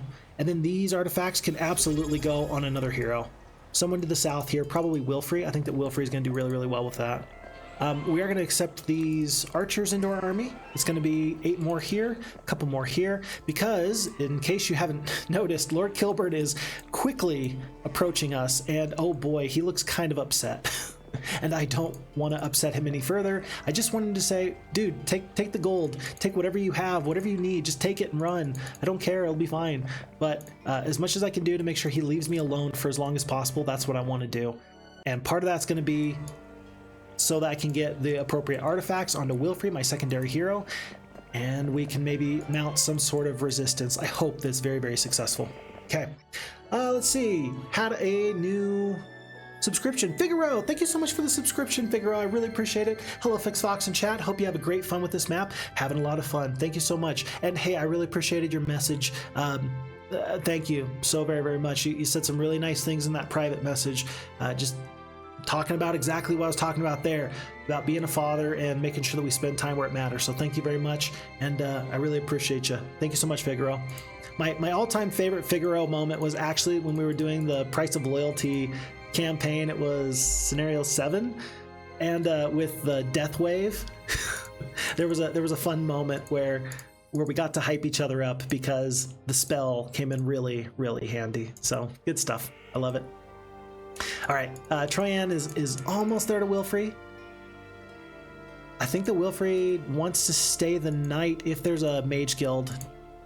Yeah, there's not yet, but we're gonna get a level 1 mage guild just so we can have full spell points when we leave here tomorrow. I'm gonna get rid of my slowest troops for now. And then hopefully, actually, you know, hopefully we can get the cavalries that are in here, 8 of them, to the stables and back first thing in the morning. We'll see. I think it's gonna be a little bit too far away, but oh boy, would that be a nice pickup. 5,000 gold remaining. What happened to all of our gold? Folks, we have only 5,000 gold. This feels kind of bad because, oh my goodness, it just feels kind of bad. We're so far away from this. Notice that even with the Sailor's Astrolabe, We are so many days away from these ghosts. We are so far away. Holy cow. We gotta be very, very careful, folks. Very, very careful. Wow, can't believe you remember that moment. Haha, you made my night. Yeah, absolutely, Figaro. Yeah, super dead because it was the, yeah, I remember that. It was a good moment. Remember, if you have a good moment with me here on stream, chances are I'm having a really good moment with you. I don't just like pretend like I'm having fun, like, ah, ha, ha, ha, ha. No, like if you're having fun, trust me, I'm probably having fun too. So yeah, I definitely remember that moment. It was a good moment. Yeah. I wish I had a better memory, folks, because I think that there's been so many great moments. I'd love to really appreciate every single one of them. And I worry I'm not going to be able to appreciate them as much as I should, as much as I could. But sometimes we just have to just be grateful for the memories that we do have currently, and that's where we're at. Okay, all right. Lord Kilburn did the nicest thing for us he could have done, and he ran in the opposite direction. Folks, that was the breathing room I think I might have needed to make this scenario be very effective for me. That was excellent. That was great. Because now I don't need to worry about some of these minor logistics as we're trying to move these forces back and forth. Like this, for example. Let's see. We're just going to go grab this. Come on back to here. Pull these forces into the army, move them over here, move them over here. Somebody else is going to upgrade these pikemen and swordsmen, and Wilfrey is going to save these forces for later, sure, but we're going to be very, very happy that we've got all these great artifacts, including this is a +1, and then the lightning rod. We're going to be able to retreat wherever necessary. Very good, very good. And then let's send Wilfrey down. Maybe he can slow down the enemy just a tiny bit. And we should be expecting a resupply, probably from Kalindra. No, from Alamar. He's going to bring in a resupply in just a day or two. Very nice. Very nice. Heathode Q is in the chat, by the way. Hello, Heathode. Nice to have you here. Hi, I hope everyone's having a good day. So far, so good. So far, so good. No major issues. In fact, I think that we got this scenario in a pretty good position. I don't think that we need to worry about whether or not we can win this scenario. Then again, if the enemy drops some surprises on us, you never know what to expect. If they bring up ghosts of their own, I think that we're going to have a real bad time. As you can tell, we are quickly approaching this Barrow mound, and I think that everything else is going to go quite well for us. If we lose this scenario after we pick up some amount of ghosts, I think that we're officially going to be able to say that the FHeroes2 AI is in a really good position. I think that that would be the moment where I finally say to myself, with a tear in my eye, it's ready. It's ready to show the world. The debutante ball, its coming out party is today. And then the FHeroes2 officially becomes the de facto way of playing Heroes of Might and Magic 2. For me, it has for a long, long time. FHeroes2 has been the way to play FHeroes2 or play Heroes of Might and Magic 2. But I think at that point, it would be undisputed. If the AI could win the game after I get up to ghosts, yeah, I don't see what other opportunities would be out there. How else could you improve the game from that point? I couldn't even tell you. I'm going to keep Troyan here. It's a little bit of a waste of her time and talents, but I think what it's going to do is make her ready to bring these troops down the road as quickly as possible. Basically, all forces want to converge at this point or this point. So that way we save the resources that we would otherwise be spending on upgrades for armories and blacksmiths and such. We're out of gold, so we're not going to make any other purchases at the moment. Oh, yes, we will. So long as we got gold for ghosts, none of this is going to matter. Okay. And then, let's see. But yeah, it's an 8-hour difference from here to France. It's not a bad difference. Ooh, Seeing Eye Pendant for the removal of the blind spell from our forces, and then the gold watch, just in case we ever do pick up the Hypnotize. We land, we lose 1 Master Swordsman. If the pack of vampires can't stop us, I think that we're going to be in the driver's seat. Kalindra is quickly under attack by Lord Kilburn. Oh my gosh, he just popped out like Jason Voorhees. Just like from a slasher film. Just absolutely, boo, surprise, and now I'm dead. Shrine of the Third Circle, let me pick up this. View Towns, we've already got a View Towns. It won't hurt my feelings too bad to ignore that, but let's split our forces. We're going to die very quickly, but yeah, it's coming up pretty quick that Lord Kilburn is probably going to take Vlad's Steel, and I don't think I can stop it. I will send Wilfrey up in this direction.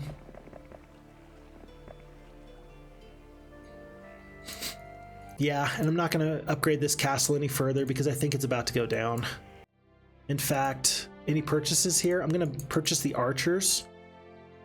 Spread them into 5 stacks. And just wait for the ghosts. Okay, what do you have? 1 Phoenix, 1 Unicorn, 5 of the Druids, 18 of the Dwarves, 2 of these Elves. It's not that good, but it's not that bad. We're just gonna run away, save the experience. If I fought this fight out, that would be an extra 500 experience to Lord Kilburn. I don't want to give him any more advantages than I already have to. So, once we get the ghosts back to the mainland, we are going to have multiple heroes, probably 3 or 4 heroes, taking a few of the ghosts and spreading out their influence as quickly as possible. Because having just 1 hero with ghosts on this map doesn't make any sense. We're going to want to spread them out as much as possible so that way they can get really strong and really good. And then in that direction, in that way, we can spread ghosts to the south, to the northwest, and then to the southwest, and win from there. We come upon a battle where a paladin has been mortally wounded by a group of zombies. He asks you to take his hammer and finish what he started. As you pick it up, it begins to hum, and then everything becomes a blur. The zombies lie dead, the hammer dripping with blood. You strap it to your belt. +5 to the attack skill. We're looking pretty good. 10 attack, 13 defense, 6 spell power, 6 knowledge. I like this hero. You know what I like even better? You know what I like even better than all these stats? Barrow mounds. Restless spirits of long dead warriors seeking their final resting place offer to join you in hopes of finding peace. Do you wish to recruit the ghosts? Yes, I do. Folks, we're going to get 8 ghosts, and rather than stick around, we're going to go into the boat so we can hopefully get back as soon as possible. We could try to land somewhere over here. I like the idea of heading back. Oh, I like the idea of heading back so that we can secure our main continent here and then spread multiple ghosts throughout this land. The undead are coming. Send help. Oh, Fookity Fook says, oh, hello, Fookity Fook. Nice to have you there. Welcome to the chat.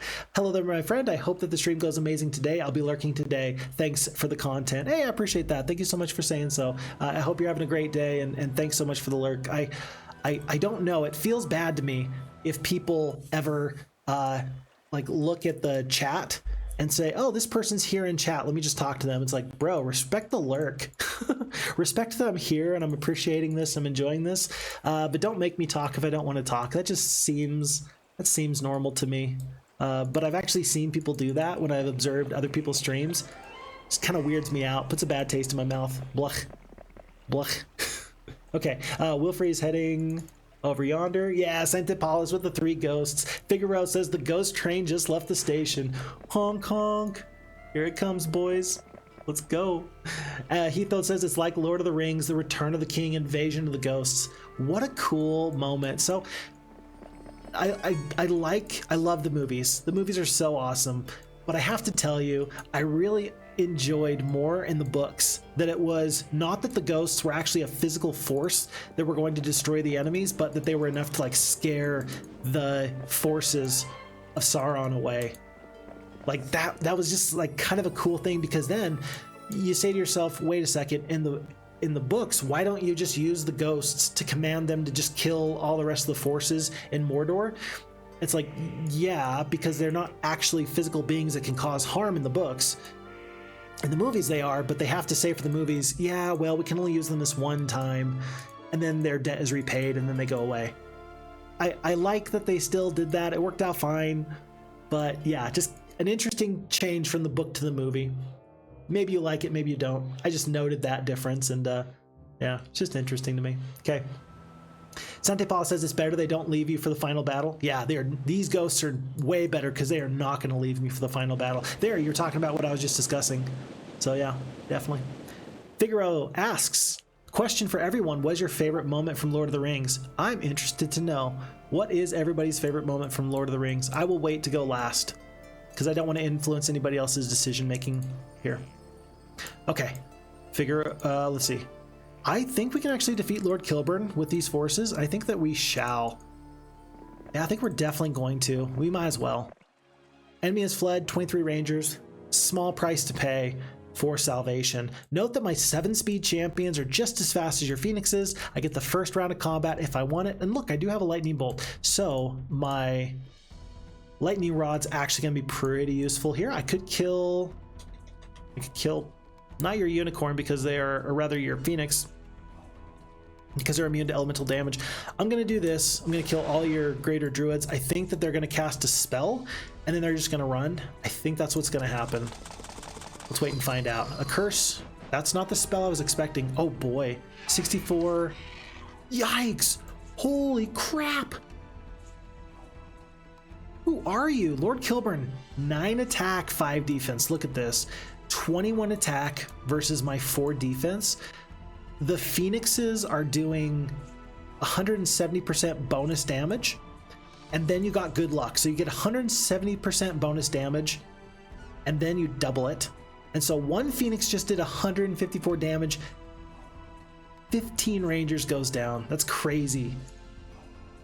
154 damage from one single Phoenix. That is insane.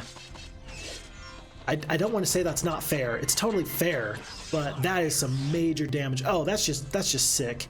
That is sick and twisted. You're a horrible person. One unicorn blinds my stack of Crusaders.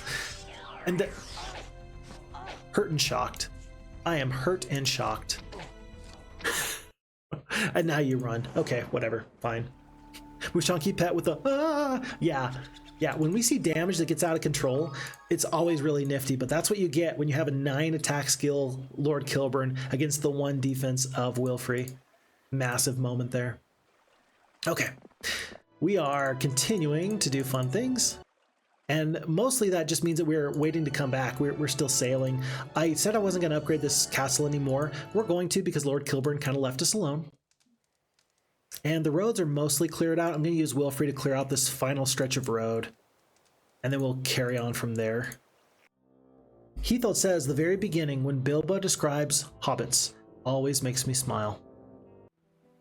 Concerning hobbits, there was once upon a time there was a hole in the ground. It wasn't a damp hole or a dark hole, but a very nice, pleasant hole. I don't think that that's quite how the beginning of the book goes, but still. And actually, I believe that that's the beginning of The Hobbit and not Lord of the Rings, but still, it's all good and fine to me. Amazing, actually, that J.R.R. Tolkien wrote all of the Lord of the Rings. It took him a long time to do so, but he did it while he was teaching at Oxford University, I believe. And so for anybody that says that they don't have time to pursue their hobbies and their talents, I suppose he could have done that. He could have said, well, I don't have enough time. And that would have been very, very sad because we would have missed out on a great piece of literature. Very great indeed.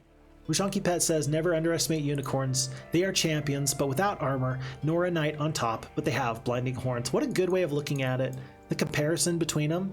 Yeah, 35 HP. In fact, I think, hold on, 40 HP for the champions. Yeah, 5 to 10 damage, so they've even got more damage, 7 to 14 for the unicorns. I don't know what their attack skill is. I don't know how that differs. They are 2 speeds slower, but otherwise, yeah, champions and unicorns are pretty much the same thing. Pretty much. Okay, we're staying put here. And then Figaro says, mine is Boromir's death. More precisely, his last words, I would have followed you, my brother, my captain, my king. Yeah. The way that Boromir kind of redeemed himself, maybe that's not the way that you'd look at it. Was it really redemption that he had? Tough to say, but I think that seeing who he was in his final moment, I think that was a really big moment for me too. Yeah, because in some ways, as a young person, you might consider him to be, you might not think that he's that good of a guy. Maybe he's a bad guy. He was trying to hurt our hero, Frodo, and take the ring and such. And really, that's not the case. He was just somebody motivated, trying to save his people. And so, yeah, that bit of redemption, that was a really cool moment there, especially because that was between him and Aragorn. Great moment, absolutely. And then Sante Paula says, if we're talking about the movies, I like the Amon Hen fight and also Helm's Deep fight. Amon Hen, that was along the road between Helm's Deep and Edoras. I believe. I'm guessing. That's the one where, for the movies, where we lost Aragorn and he went over the... He took a tumble over the cliff, right? Yeah. Yeah, that's a good one. That's a great one. Yeah, a lot of good moments from these movies, actually. Let's see. What did we think about the Balrog? I remember when I first saw the Balrog in the movies, and I thought that that was the scariest thing in the world. Holy cow, that was the coolest thing I'd ever seen up to that point in my childhood, I believe. Maybe it wasn't the coolest thing, but that was something. That was definitely something. Okay, let's be smart about this. How do we want to do this, folks? Pack of ogres. I think we can do it like this. I think we can get started on our ghost stacks with Troyan, because she can definitely win this fight. We'll just start getting the ghosts a little bit stronger. We're going to block for them. And whatever we can do to let them land these killing blows, that's what we're going to do. That includes doing a bloodlust in a second or two. Maybe we can get the ogres to spread out a little bit. Nope, I think the ogres are actually just going to go straight for these archers. Yeah, they're probably just going to go straight for the archers. Let's see. Bloodlust here. We're going to slot in right here. That's going to help prevent damage onto the ghosts. Ghosts are going to attack this top stack in just a moment. They're going to kill 1 to 2. We kill 2. Perfect. 2 souls are incorporated. 1 ghost goes down. Another one comes back. We're up to 10. 7 HP left. Let's go here. Okay. We're going to back off a little bit. Not too bad. Not too bad. Ghosts. Let's see. We could kill 2 to 3 here and still get plenty of damage off. Let's do that. Let's kill 2 to 3. Kill 3. Not too bad. It's happening. It's happening. Can you smell that smell? I love the smell of napalm in the morning, or ghosts absolutely obliterating our enemies. We're going to kill this 1 stack here because it's going to go dead, and then 2 stacks are going to step forward. Okay, and that means we attack here. We kill 2 to 3. 3. Retaliation. We lose 1 ghost, but we get a couple more. And already the stacks of ghosts are massive. We lost 4 boars. Oh no, but we more than doubled our ghost stacks. And now, Troyan, you did such a good job in making these ghosts even bigger and even better. These are now your 12 ghosts to do with what you will. Go have so much fun, my dear. In fact, go have fun with these dwarves or with these minotaurs or something else over here. You could take the iron golems right now. Does she have any spells just to help her out with this? Yeah, I think we're gonna do that. She's just gonna start to clear in that direction while we clear in this direction with Thalrak. Wonderful, wonderful. No, Aemon Hin is the one where Boromir died. Oh, my mistake. My mistake. Here I was thinking that I knew anything about Lord of the Rings, and clearly I know nothing. But that is the most important philosophical tenet, is that we actually know nothing. Because if we know nothing, then we can learn more. So thank you. Perfect. Okay. Let's see. You know what? That's not the easiest fight to get ghosts off of because of the speed. I'm not going to worry about that too much. Let's see. This says we're going to lose. I believe it, except we're going to use the terrain. So let's do it like this. Let's see. Eventually, it's going to be such big forces that it's not going to matter. We're going to need to babysit these fights a little bit at the very beginning, but in just a little bit, we're going to see that that's not going to matter. So, Bloodlust here. Do I need to do a curse? I will not. Do I just need to start to duke it out here? I'm going to wait 1 more turn, let them step up.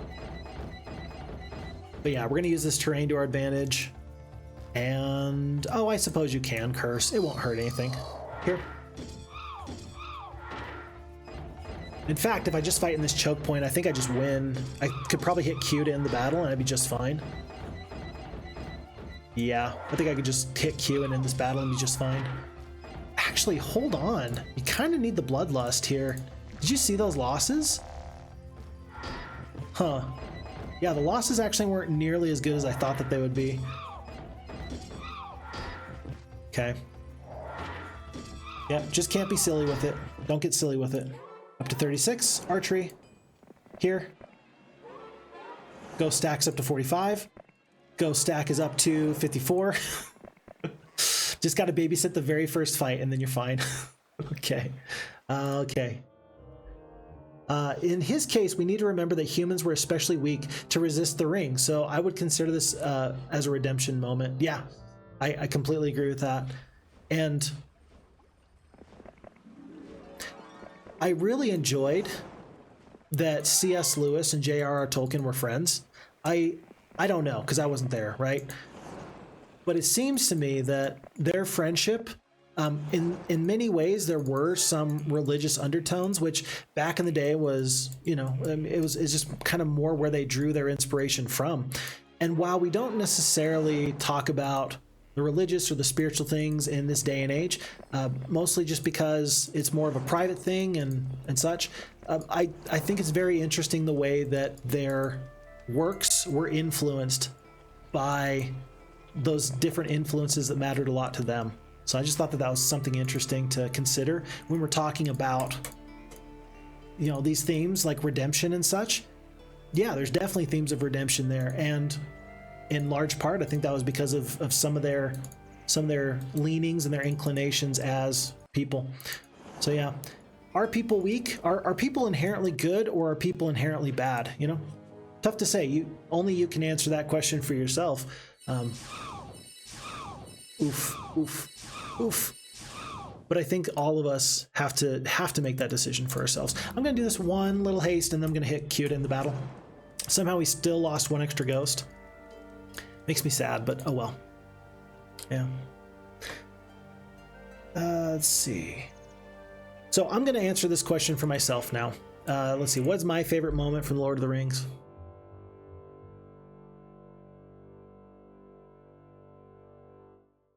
Lord of the Rings, best moment.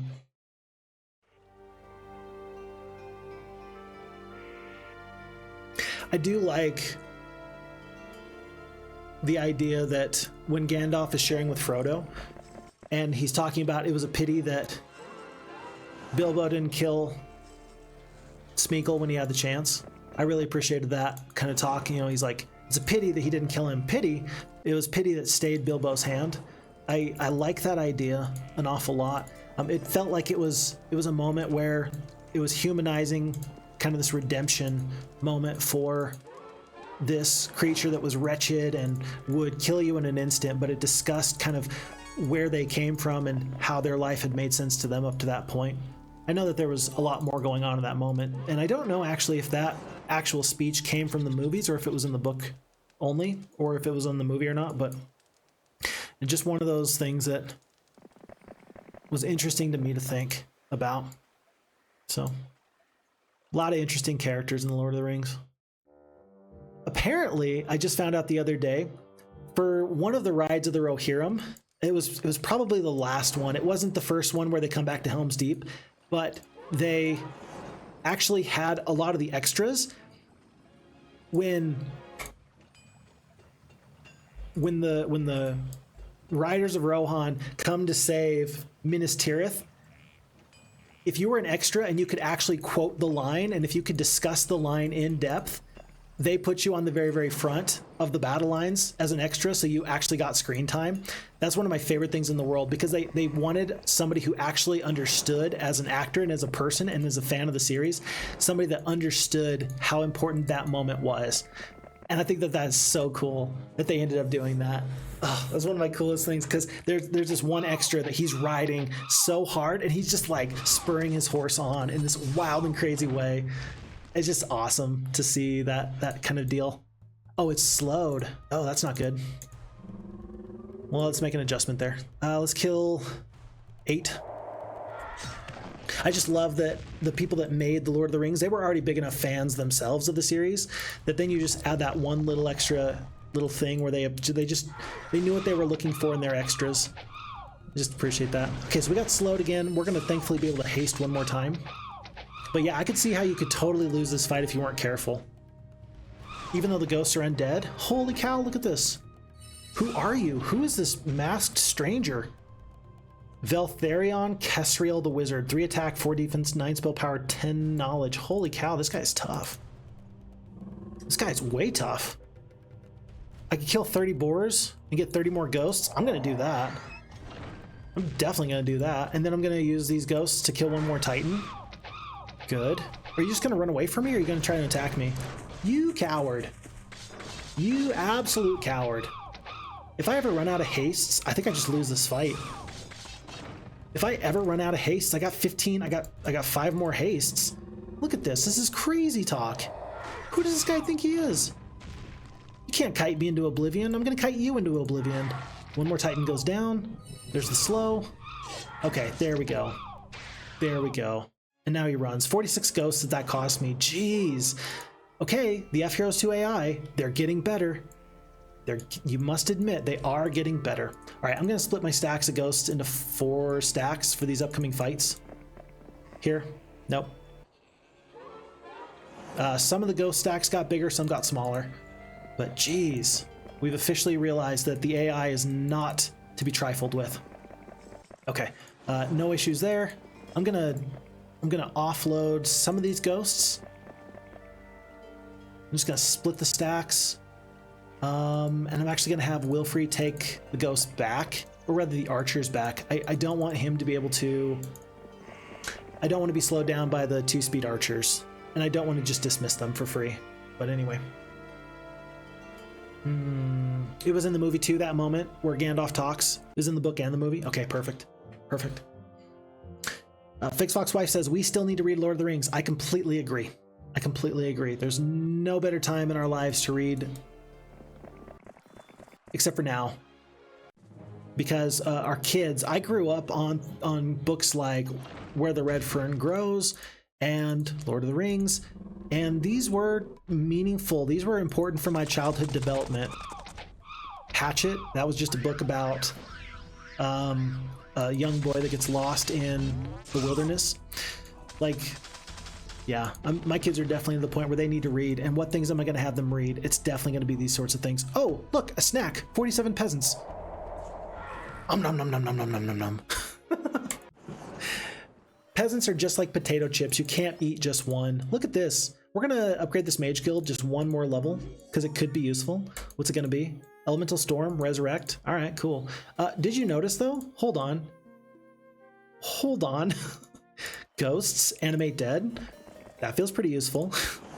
We're going to just travel by roads from here on out and just see where this goes. Bearded Man says, oh, I see ghosts. I'm assured that Fixfox will win. Yeah, I don't want to spoil it for you, but I do believe that we have this map in hand at this point.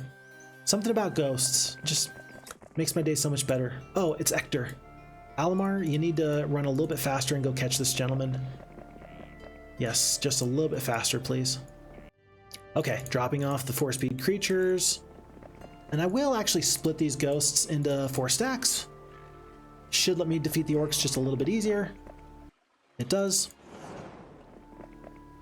And Troyan, I see, wow, holy kittens. Folks, look at this. So I can bring all these ghosts together, 108 of them. Several black dragons. It's a good thing I got ghosts. Otherwise, I don't know what I would do at this point. We're going to pick up 40 extra ghosts. And I'm going to keep 2 stacks of ghosts, I think. I'm going to keep 3 stacks of ghosts. The only reason that this could be bad is if I double up and I provide a double hex attack. But this also gives me the opportunity to leech life a little bit better. 9? You're telling me it's 9 dragons? Holy cow, what is going on here? Oh my gosh. This is not what I expected at all. Holy cow. All right. Well, maybe 1 big stack of ghosts would have been better in this case. In this case, I think clearly it would have been better. I don't know. I think that we leave the dragons for the very end, funny enough. Hold on. 8 attack, 7 defense against my 1 and 3? How much is it to surrender? 36,000 gold? No, we're not gonna do that. Yeah, with 7 defense? Jeez, holy cow, Troyan. You are killing me. Well, we're gonna get some bigger forces here. Look at this, what did I say earlier? If the FHeroes2 AI can beat me at this point, then we know that they're ready. I think I'm a proud person to say that the FHeroes2 AI might be ready. They might be ready. I could kill the rest of these Minotaur Kings, and then there's no double hex attack because of the terrain.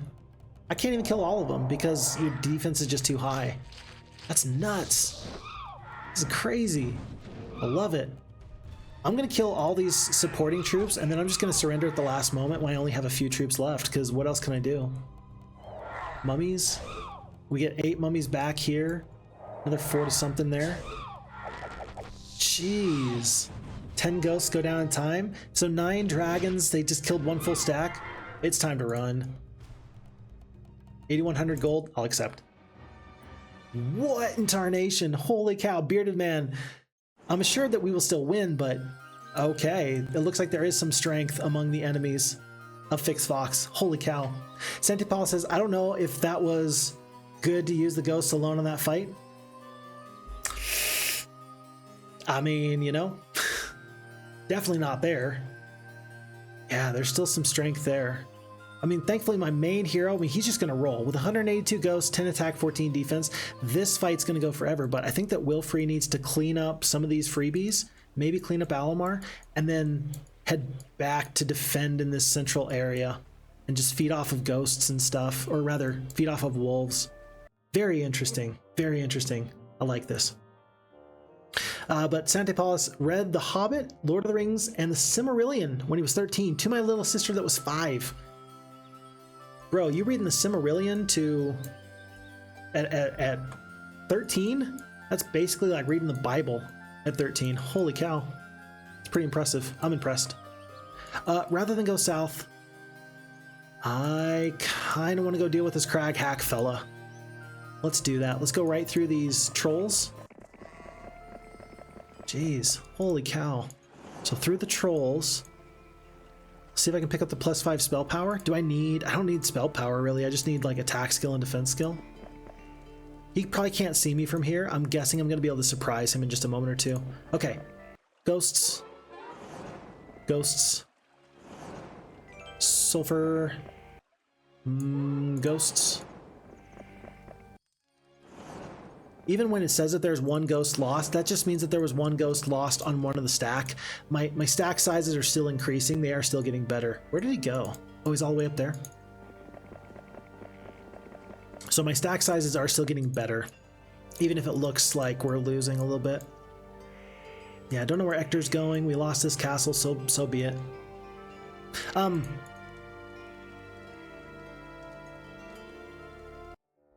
What books would you all recommend?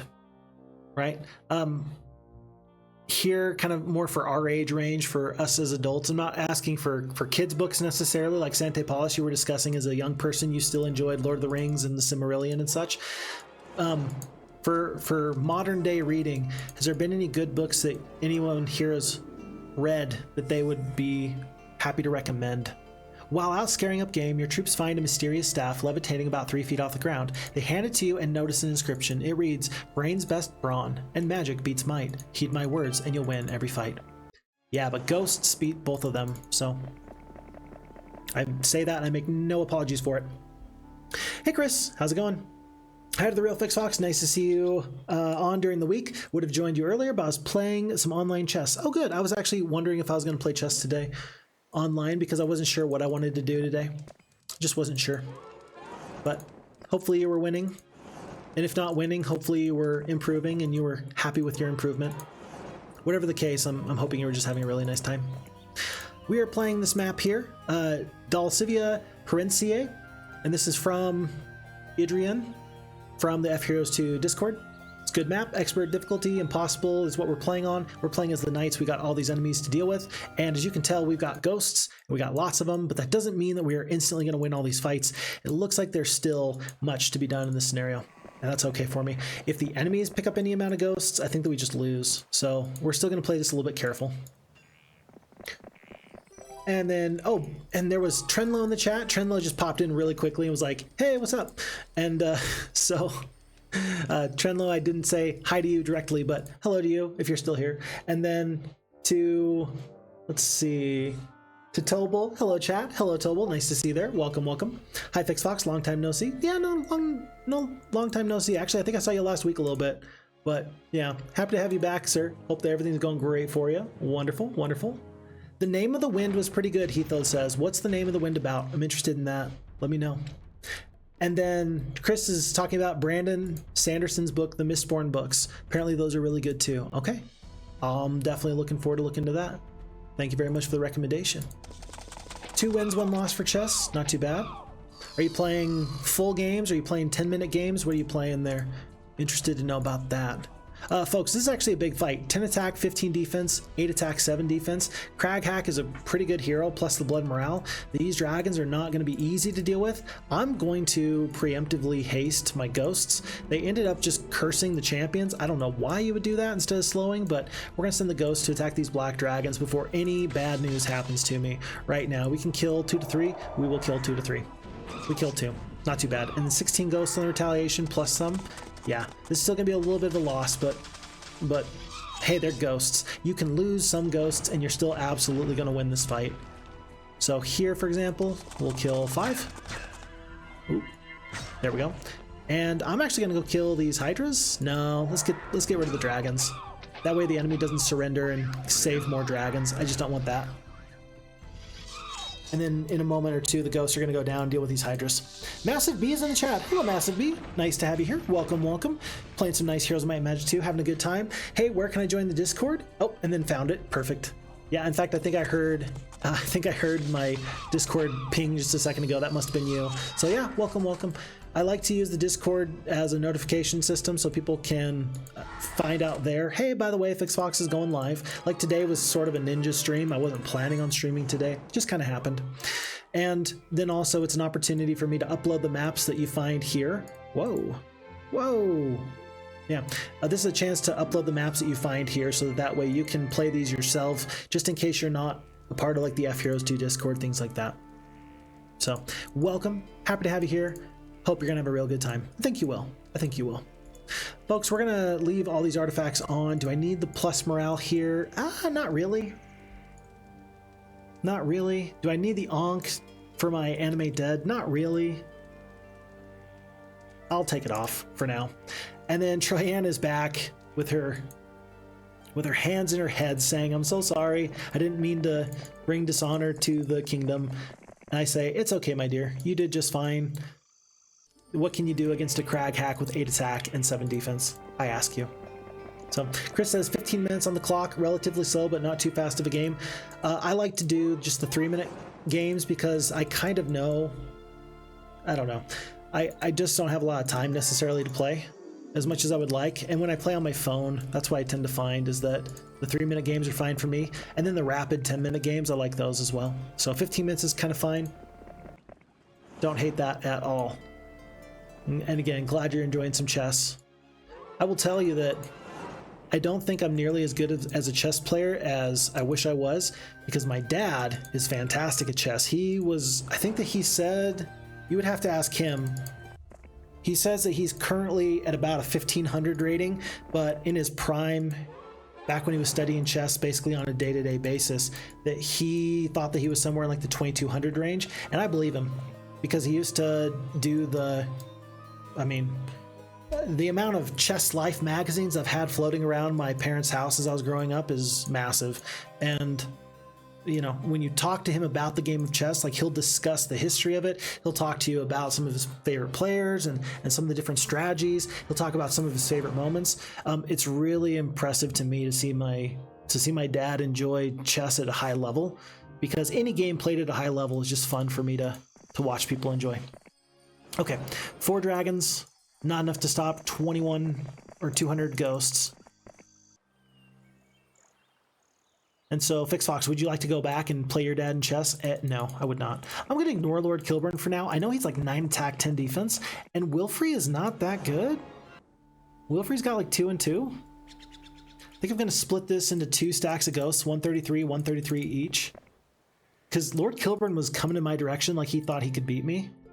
And if the AI thinks it can beat me, I think I need to believe it can beat me.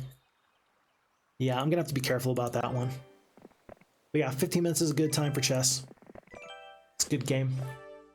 Chris talking to Figaro. I'm Buddhist myself and meditate regularly, so I'm all up for the meditation. Wait, what'd I miss?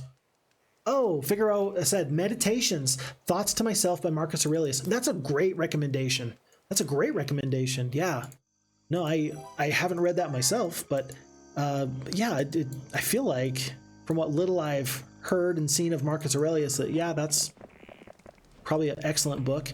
Any historical figure, any book that they've written about their philosophies and the way that they handle their business, probably a really interesting read. Abe Lincoln, I really appreciated his biography. I thought that that was a very interesting read.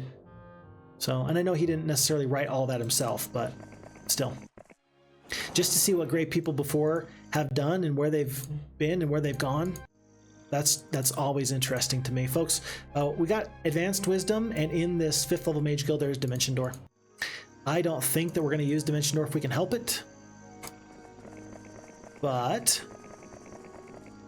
that doesn't mean that the map's going to be any less interesting. 2 stacks of 133 ghosts. It looks like we're actually going to defeat Lord Kilburn without too much ado. And continue on, making the ghost stacks bigger. I think I need more heroes. I think I need another hero. I think I have too much going on here not to have another hero spreading the power of ghosts everywhere.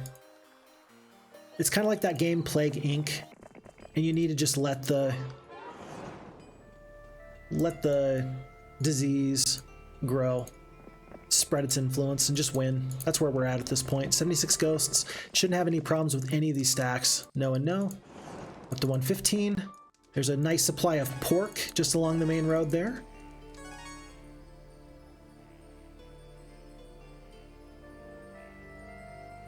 And I'm trying to look to... I can't remember if there's an enemy around here that I haven't beaten yet. I think that Wilfrey turned around and got them. And so if that's the case, let me send this other hero. It's going to be Alamar to the west to help support my main hero as they try to figure out what to do in this area. Okay. There's red players on the high seas. There is orange players in the upper right corner. I don't think that they're going to last too long up there, but if we can root out evil here with Celia in this castle, this is just the first step in discovering where we need to go from here. I've got Troyan with her view towns. Looks like there is a wizard castle to the north of this position and then to the northwest. Looks like we're going to stop letting people come into our armies. We don't want them to join us. We just want them to die very quickly so that they can become more ghosts. 83 ghosts in support. 144 here to the southeast. And then 150 here to the southwest. Ghost on ghost violence. Sure, why not? Sure, why not? And sure, why not? Okay. In fact, I believe that since we've got one more hero coming to this northern castle up here, Troyan can go handle whatever's in that castle, I'm sure. I'm positive. She wouldn't fail me twice, would she? Hopefully not.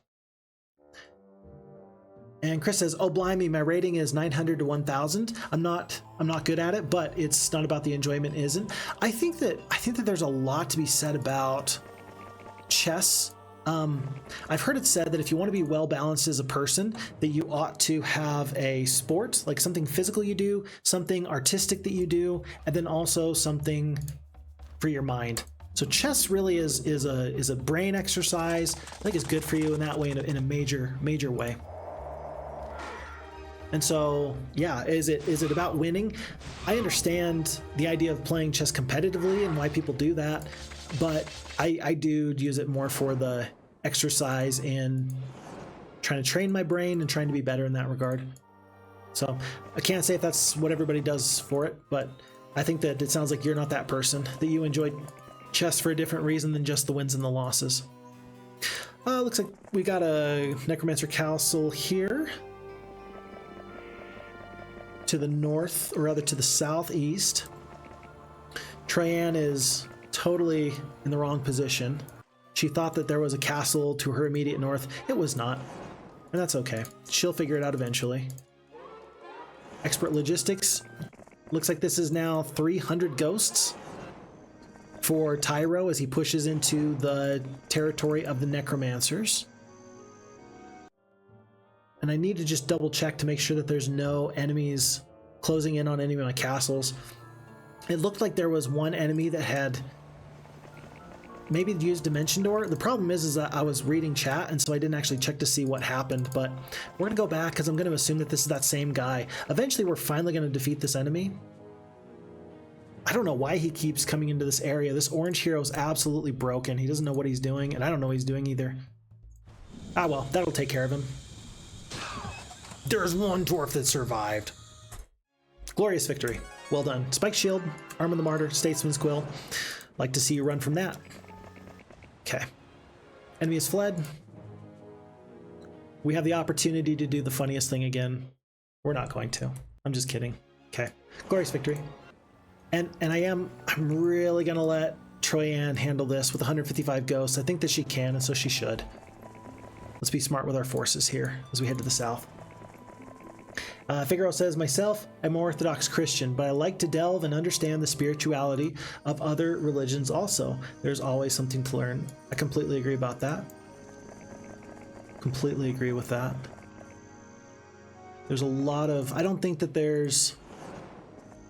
As far as religions and spirituality goes, I think that there's so much we can learn from everybody.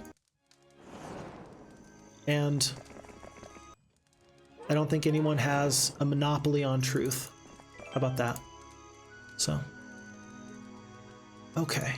I don't think that we're in danger of losing any of these forces. There's that one orange enemy at sea, just kind of sailing around.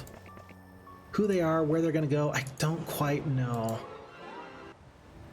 But Troyan is going to exact her version of diplomacy on these enemies. 83 ghosts turns into 190. We'll take the necromancy since Alamar seems hellbent on bending everyone to his will. And I think that there was only one Warlock castle that was actually available. Let's see, two orange, let's see, heroes in this direction, heroes in this direction, lots of heroes in the southwest, lots of green heroes still to the south. Oh my goodness. A couple to the north. And then with this view towns, it looks like wizards, more wizards, and then, yeah, the necromancers to the south are going to be crazy to deal with. The barbarians have never really left their town. We haven't seen the green player much. Awful lot to do there, I think, still. Chris says, Heroes of Might and Magic helps with the mind as well as I would have thought. Let's see. Do I feel like I've gotten smarter since I started playing Heroes of Might and Magic? I don't really know if I can say that or not. I feel like there's going to be an opportunity when the new Heroes of Might and Magic game comes out to see if FixFox is actually smart and good at playing Heroes of Might and Magic, or if I've just played so much of it at this point that it's like second nature to me. What I mean is that I think that there's going to be an opportunity to find out if I can learn a new game that's similar to Heroes of Might and Magic and see if I can use my brain rather than just use my my experience to win, because you can outthink the problem, or you can get so good at dealing with problems because you've seen the problem so many times before. Both are acceptable ways of winning, I think, but it'll be interesting to see in what ways I've gotten good at certain games. Yellow player's been vanquished, folks. We have our first enemy down. And who they are, yellow, let's see, that was the Warlocks. Yeah, we took out the Warlocks, didn't we? Yellow Warlocks, they're officially down for the count. Happy to see that. One less major enemy that we have to contend with. Orange, remember these are actually the wizards. Although we do trounce some necromancers here. Wow, bone dragons. Huh. And trounce is really the right word. I think that these ghosts are walking right through everybody. Couple more ghosts. Well, up to 163. 3 more ghosts goes down. We're up to 180 or 171 here on Wilfrey. Wilfrey's really kind of covering the whole southern region. I think it's probably time to do another split. We're going to pick up Ector the Knight. Note that Ector actually has many levels. Look at this. He's level 8. So he's got the logistics. He's got the pathfinding. Yeah, this is a great hero to bring on the road with you with these ghosts. So we're just going to split these ghosts from Wilfrey. Dismiss the peasants so we can move as fast as possible. And then let's have Ector go to the south. He's got all of his spell points, no problems there. And let's see if we can take out this hero. I'm not even taking the time to read the names of these heroes that we're defeating. Some of them are very interesting names. They got interesting portraits. But at this point, we are rolling so fast and so quickly that there's just not a lot of need to slow down. There's not a lot of time to slow down. I could probably, I don't think I could play a game of chess and do what I'm doing right now very effectively at all. And in fact, I think that there's still going to be 1 or 2 surprises left over from these players. I think that we're still going to find some issues from the purple necromancers because I think that they're closest to getting the other Barrow Mound. I don't think that the game is over, but we're doing pretty good so far, I think. Oh, red player trying to escape. You took my necromancer castle and then you are trying to run. Who in their right mind just landed right next to me? Somebody's got an absolute death wish. Do you see that? Oh, it wasn't me. They were landing next to this orange player. Flint landed. So Troyan's actually somehow yet again dealing with the toughest enemies that they can throw at her. We're going to split the ghosts into 2 stacks so that way they can't slow us all down. I think that we win 44 and 18. With just a couple of spells, this fight's going to go much better. But yeah, is Heroes of Might and Magic a thinking game? I think so. Chain Lightning, let's just kill none of these stacks. Hold on, let's do a speed, haste. We can kill 16 of these boars fairly quickly, I think. Let's do that. Dead. Even with the slow, we should retaliate into these rocks pretty quickly. See if we can kill the Archmages. We kill 4 of them, not too bad. 6 here. Very good. And the AI is trying to prevent me from... Let's see, they're trying to prevent me from getting some extra damage off. Less onto the Titans. That's a lot of ghosts that actually went down there. I am going to move my other stack of ghosts up. 4 Titans. Yeah, let's just start working on these Titans because there's so many of them. Chain Lightning onto the ghosts. That's not going to do you a lot of good, but it's going to be just very annoying, if nothing else. I do have a Lightning Bolt. Let's just do 100 points of damage. Let's finish off this Arch Magi. 30 HP. 1 more Titan goes down. There's 2 Titans left, and there goes the last of the Steel Golems. Will this enemy run, or do they even care? Looks like they don't care. And if you don't care, then I don't care. Boom, done. That cost us 71 ghosts, which is not the way you'd like to do it. You'd like to get your stack sizes bigger, but this will give me access to this whole area here, not to mention a 5th level spell, Dimension Door, Mirror Image. There's probably a really tough hero out there somewhere. I'm just a little bit scared of them, not gonna lie. Not gonna lie. Fantipaw says, dang, they just run instead of feeding the ghosts. I didn't even think about it in those terms, but yeah, I guess you're right. That is their goal, is not to feed me. And that does make me a little bit sad because I know that that's what I want. But they are refusing to oblige. Oblige me, please. 86 ghosts apparently is not enough to deal with 3 phoenixes and then some. It looks like it's going to be because of the slow. It's going to take multiple turns to get these ghosts down the battlefield. 7 attack, 2 defense. These 99 archers are actually going to do pretty good damage. I do feel obligated to cast the haste onto the ghosts. And then I could kill most of the... Let's see, I could kill most of the archers. Here's the deal, folks. There's Crusaders. They do double damage to the undead. Ghosts are definitely undead. Rather than kill so many archers, I'm going to kill in this direction with the Rangers. Yeah. And then we will kill these Crusaders with the retaliation in just a moment. Nope, never mind. 40 to 60 of the archers. There's the slow. 11 ghosts go down. We reincorporate those Crusaders into the fight. It's over. 31 ghosts and the enemy flees. Down we go. 203 ghosts. I did not want the wolves to join me. You're not allowed. Nobody's allowed to join me. We fight everybody. Nope, not even cavalries. Nope, not even you. And still we roll through the map. We are going to stay here overnight so that we can maybe have full spell points for Flint. We found another castle. Easy peasy. Even the tough fights just mean that we lose like 5% of our total ghosts. Oh look, so the necromancers actually have easy access to this area. I'm gonna send the ghosts here through these black dragons. I really want to see what's up here because I've never been here before. I'm interested to find out. It is gonna be Ector with 85 ghosts trying to exert his will over these green barbarians, of which there are many. So far I'm not seeing a big green barbarian army, but I'm guessing that there's gotta be one somewhere. Chris says to Figaro, I was told once that a Christian priest used to visit a Buddhist monastery in France, and when asked, as a Christian, why do you go to the Buddhist temple, he said that the Buddhist teachings of mindfulness and compassion makes him a better Christian. I love that. Could not agree any more with that. Yeah, absolutely. Absolutely. Would it surprise you that there are good people everywhere? I sure hope it doesn't surprise anybody, because I think that we have all been taught by the people that have come before us, good quality people that demonstrate love and compassion and care, and yeah, being able to be very mindful. That goes an awful long way in making sure that you can live your best life and be a force for good. I suppose that as I get older, I ask myself more and more what it takes to be a good person, because I don't want to be remembered as somebody that was not good, and it would be maybe the worst thing in the world if I had an opportunity to be a force for good and I just chose not to. So, but rather than trying to do something big and grand and have some big show of force, maybe the best way that I can be great is by being great on a small scale. Maybe just by being a good family man. Maybe that's the number one place that I should start being as good as I can be. We're gonna go to here.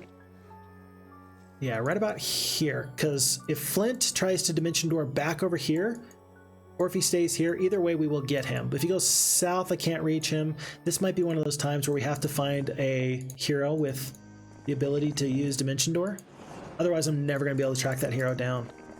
An AI with Dimension Door is going to be a little too tough to handle. Eventually, I will catch them, but for now, it's just going to be annoying. Meanwhile, Joe Josh, I'm going to ignore that guy for a minute. There's a horde of goblins here on Airy. I'm going to fight him as much as I can. The enemy's fled. I'm not going to let him flee. We got 5 speed ghosts. Let's do it just like this. We're going to incorporate 50 more ghosts into the army. 7 losses, not too bad. And then into Jacqueline we go. No, into the ogres we go. Derek's here. He says, OMG ghosts, GG. Yeah, I'm trying my best to spread the influence of these ghosts in a really meaningful way. Just because, just because we have ghosts and we could win this scenario with just one hero, I think that it's a good use of my time to try and figure out the very best way of winning this scenario. And one of the best ways of using ghosts is to get a meaningful stack on each stack of heroes, and then using them in that way to be effective, move through the scenario, and just win. And that's what we're trying to do here. Let's see. So I think that we saw that Flint the Wizard is going to use Mirror Image multiple times. I'm going to, let's see. If I haste the ghosts, they're going to be fast enough they get to go next. Then they can just stomp on these titans just a little bit. 3, yeah. We're going to do some damage here. And then my titans are going to probably attack any mirror imaged titans. Oh, never mind. 105 damage. 105 HP left anyway. Down to 67 ghosts. That's not a lot of ghosts. Would the original Heroes of Might and Magic 2 AI have ever made a concave like the one we see here? I submit to you, never. Never in a bajillion years. That was nuts. That was super cool to see the AI do that. I love that. That was awesome. There's the mirror image. Let's see. You're obligated to attack the 2 titans for free. I will haste the ghosts next turn so they can get into the fight a little bit more. Oh, I actually could have attacked the boars. Whoops, my bad. Yeah, but that's really cool to see. Anti-magic on the ghosts? Sure, why not? Let's see what you do with that. Kill here. And kill here. Yeah, these ghost stacks are actually going down. We're down to 35. Chain lightning. 242 left. I think we still win, but geez, we are getting obliterated. I'm not doing a great job with this fight. Holy cow. 3, 12. Yeah, I am not fighting this fight correctly. 1 to 2, or kill 3. Let's just incorporate some creatures back into our army for a second. Out of chain lightnings. Da, da, da, da, da. There goes the Titan. Skip on the boars. Oh my gosh. We run! I don't always lose fights when I have an overwhelming force with ghosts, but when I do, the hero that I use to do that is Troyan.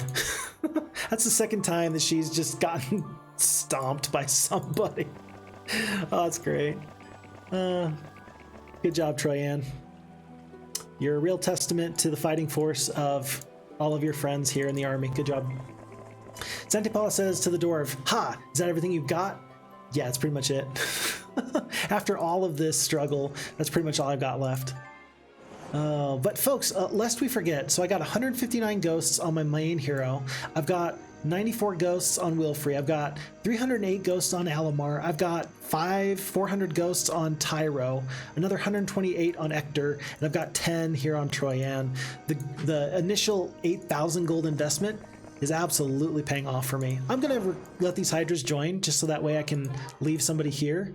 Look, it's a 5th level mage guild, view all, mass slow, good stuff. 7 dragons, very good stuff. Okay. So really, the scenario is going very, very well. Don't let that one loss fool you. But very fun to see the FHeroes2 AI not rolling over. I think that you would have seen the Heroes2 gold AI absolutely just lose. And it's very nice to see that this is going much better. That they are not simply rolling over and dying. So where to go? I actually think I need Alamar to go here into the barbarian territory. Ector with his 128 ghosts. Remember, we're going to have him kill ogres here. Oh wait, no, I've got Wilfrey also coming up. Let's do it. 161 ghosts. We actually win the fight. Not too bad. Stop in. Level 4 mage guild. There's a dimension door. Ector, does he have wisdom? He does not. I'll bet you that Wilfrey does. I'll bet you Wilfrey is going to love that dimension door. Just to help us clear up this fight a little bit quicker. One hero here. One hero here. So there's 2 heroes in the north, and then there's heroes all along the Isles of the Sea. One red player is into the grasslands. Oh, they stole that sorceress castle back from me? I didn't even notice. Did not even notice.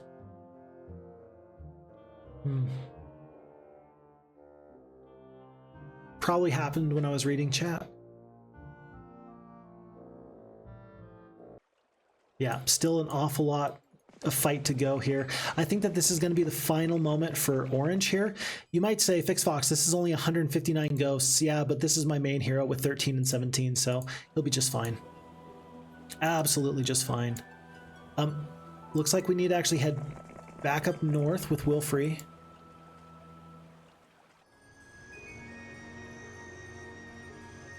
And Tyro can, I suppose, just kind of go south and clear out the rest of these purple enemies on the mainland, and then I can have Alamar go back. Yeah, he can go back and he can actually cause major damage to these other enemies. The ones that are trying to take this castle probably will succeed in a moment or two. And then Lord Kilburn, or rather Ector with his 177 ghosts. Oh, there's a Sphinx. Gotta get the Sphinx. I must have the Sphinx.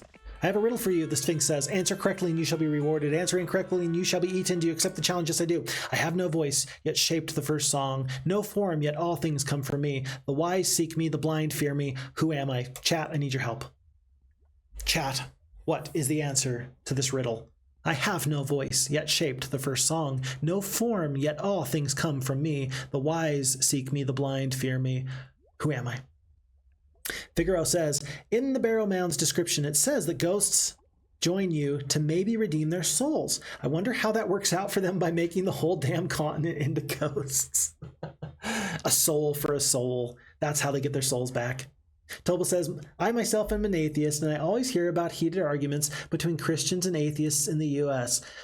This has always been a bit strange to me. Here in Europe, we don't really care about each other's religion. I don't think it's considered that important here. Yeah, and I will tell you that I think that if you only saw Reddit and if you only saw the internet, you would think that the fighting is very, very fierce. But I don't think it is. I think in normal everyday life and in communities, there's absolutely no friction there whatsoever.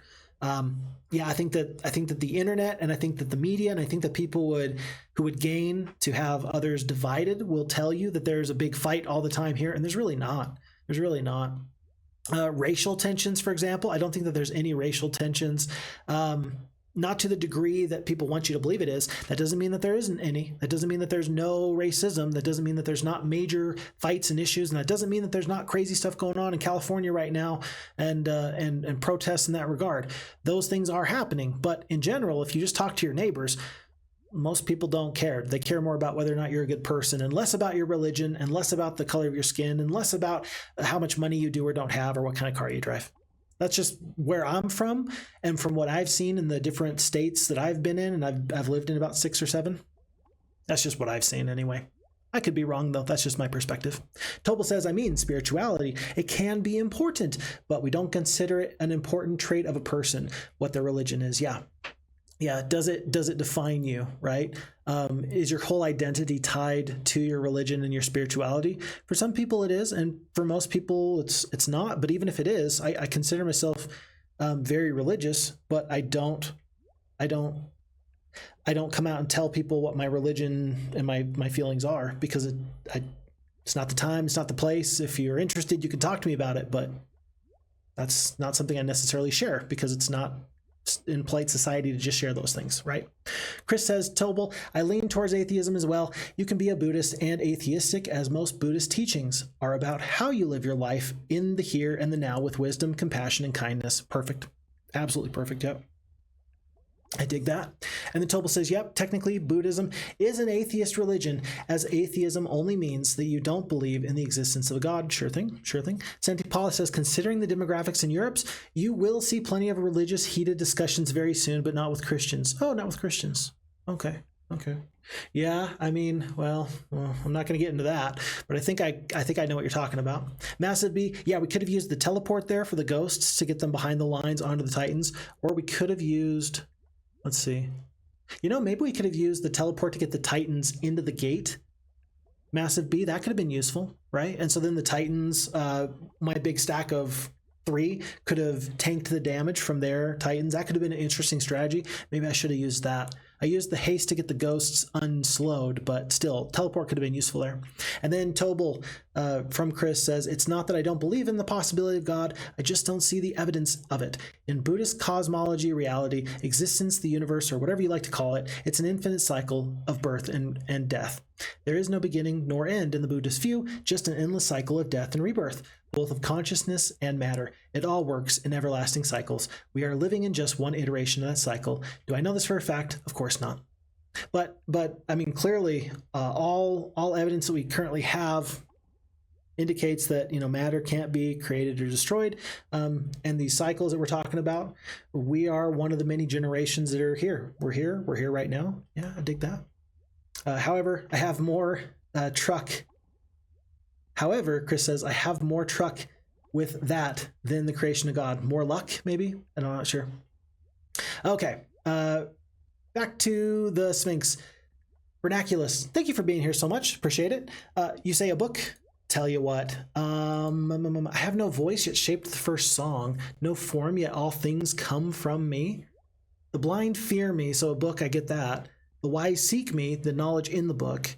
No form, yet all things come from me. All things come from me, and it's a book? I don't know about that. ChatGPT told me the void. Ooh, that's a good one. Vernaculus, that's a good one. By the way, thank you so much for being here in the chat. Appreciate having you. Any other thoughts about this one, folks? I'm interested to know. Thought, Sante Paula says, the blind fear thinking. Those poor blind people. Sorry. Let's see. Mushanki Pit says knowledge. The blind fear me. Writing? Silence? These are all good answers. These are all good questions.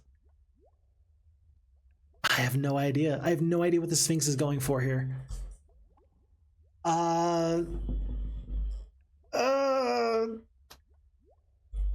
The wise seek me. Mushanki Pet, I'm gonna go with your answer. I think I like knowledge best, so that's what we're gonna go for. You've guessed incorrectly, folks. And the Sphinx says, smiling. The Sphinx swipes at you, and we just lost Ector and 177 ghosts. But you know what? That's what you get. That's what I get when I take chances like that. I think that we're going to go defeat Agar here. We got the ghosts and the... Whoa, really? Titans? We still can't beat you? Golly. Here I am thinking that we're really tough, and we're just really, really not. We will kill most of the power liches there. My goodness. 1 attack, 12 spell power. We're about to be on the receiving end of a really bad spell. Holy cow, look at that. Let's not do that again. 10 HP, we can kill 1 lich, we shall. And then these 4 vampire lords. I do want to take them out, but I also want to get as many ghosts back as possible. Let's kill 2 of these mutant zombies. Do I have a Destroy Undead? I might actually cast a Destroy Undead just to get out of this fight. It will hurt me a little bit, but let's see, 125 points of damage. We got 160 points of ghosts. Just to make sure I don't eat another spell, I'm going to Elemental Storm myself because I'm not going to lose the ghosts. I got 1 ghost left. Oh no, I thought I would actually have more left over and I don't. This is not good. Got to kill the Vampire Lord with 1 ghost. Do I lose the fight? No, I don't. You are kidding me. 6 HP. 6 HP. Let's see, 5 speed, 5 speed. Oh, but he's gonna get to go first from here on out. Folks, we have to run now, unfortunately, because his Royal Mummies are gonna get to go first next time. He's got 18 spell points. He is going to get the opportunity to come back again. So we have kept him here. He's probably gonna land now, knowing that there's only 1 ghost here. But Troyan, for the 3rd time, has failed a fight where she has ghosts. Troyan, there comes a point where you just have to go home and just admit that you lose. So, bad. The blind here may not be used in the strict sense, but in opposite to wise. Oh, that makes sense. That makes sense. So it wasn't knowledge, but there still might be something in regards to that Sante polish, you think, for the Sphinx and for that riddle. I think that's pretty interesting. Derek says, pretty sure the answer is silence. The wise seek silence, so that way they can listen and learn.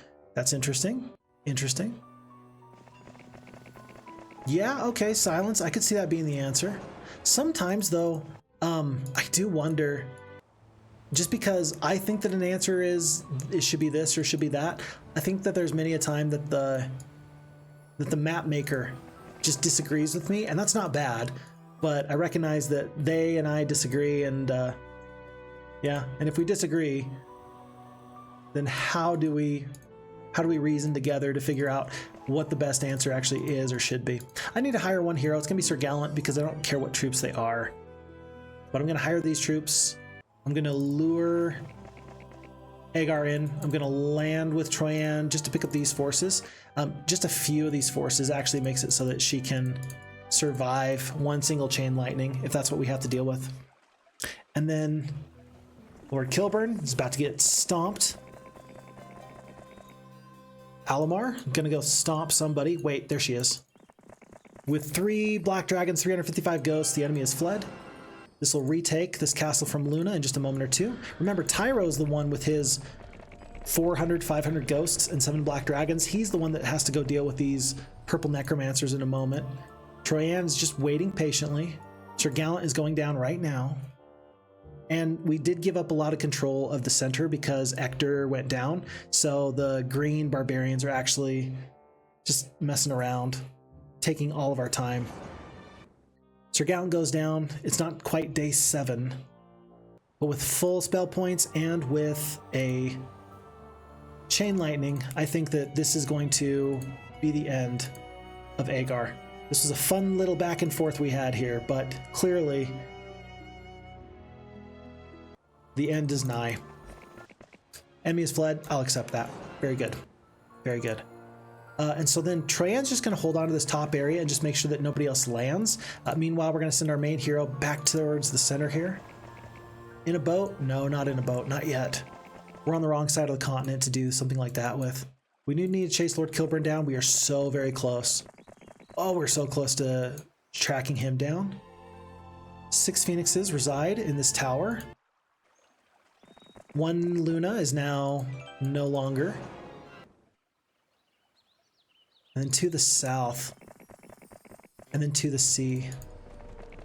If we can reach this Necromancer Castle, we'll be very, very happy today. That'll just remove any additional forces we might have had to have dealt with. Legendary Scepter for the +2/+2. It's a full load of artifacts. We just got from that purple player. Tyro the Knight just picked up 2, 5, 6, 7, 8, 9 attack, like 6 defense. He just got really good. That's what I'm trying to say. I'm trying to say that Tyro just got really good. Didn't become my best hero, but he's still really good. Okay, we lost the Barbarian Castle, so there's 1 green player. There's 2 green heroes in the bottom right, 3. This 1 red hero is about to go down. Multiple enemies on the sea. Oh, and red player lands in our back line. So before I do anything else, before I forget, we need to purchase all the troops in this castle. And there are a bunch. 16 Crusaders, that's pretty good. Okay. And then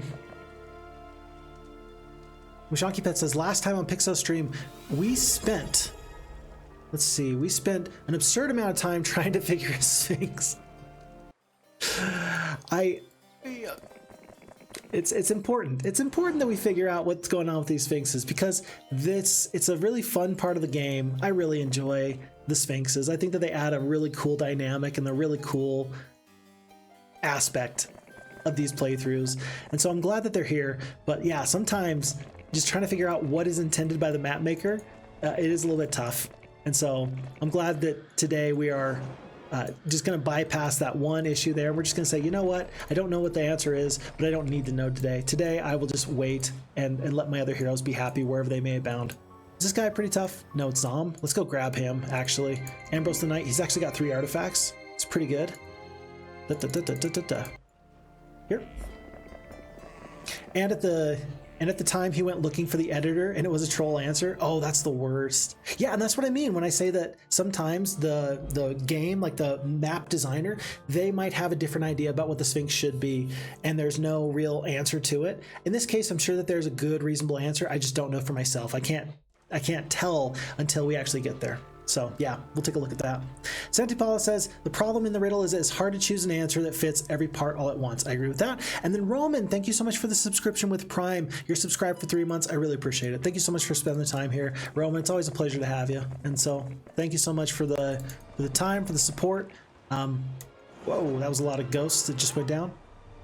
I appreciate you and I appreciate getting to spend the time here. So thank you so much. Thank you. Derek says, I need you to go answer that. It's going to drive me crazy. I will tell you what, we will go and figure out the answer.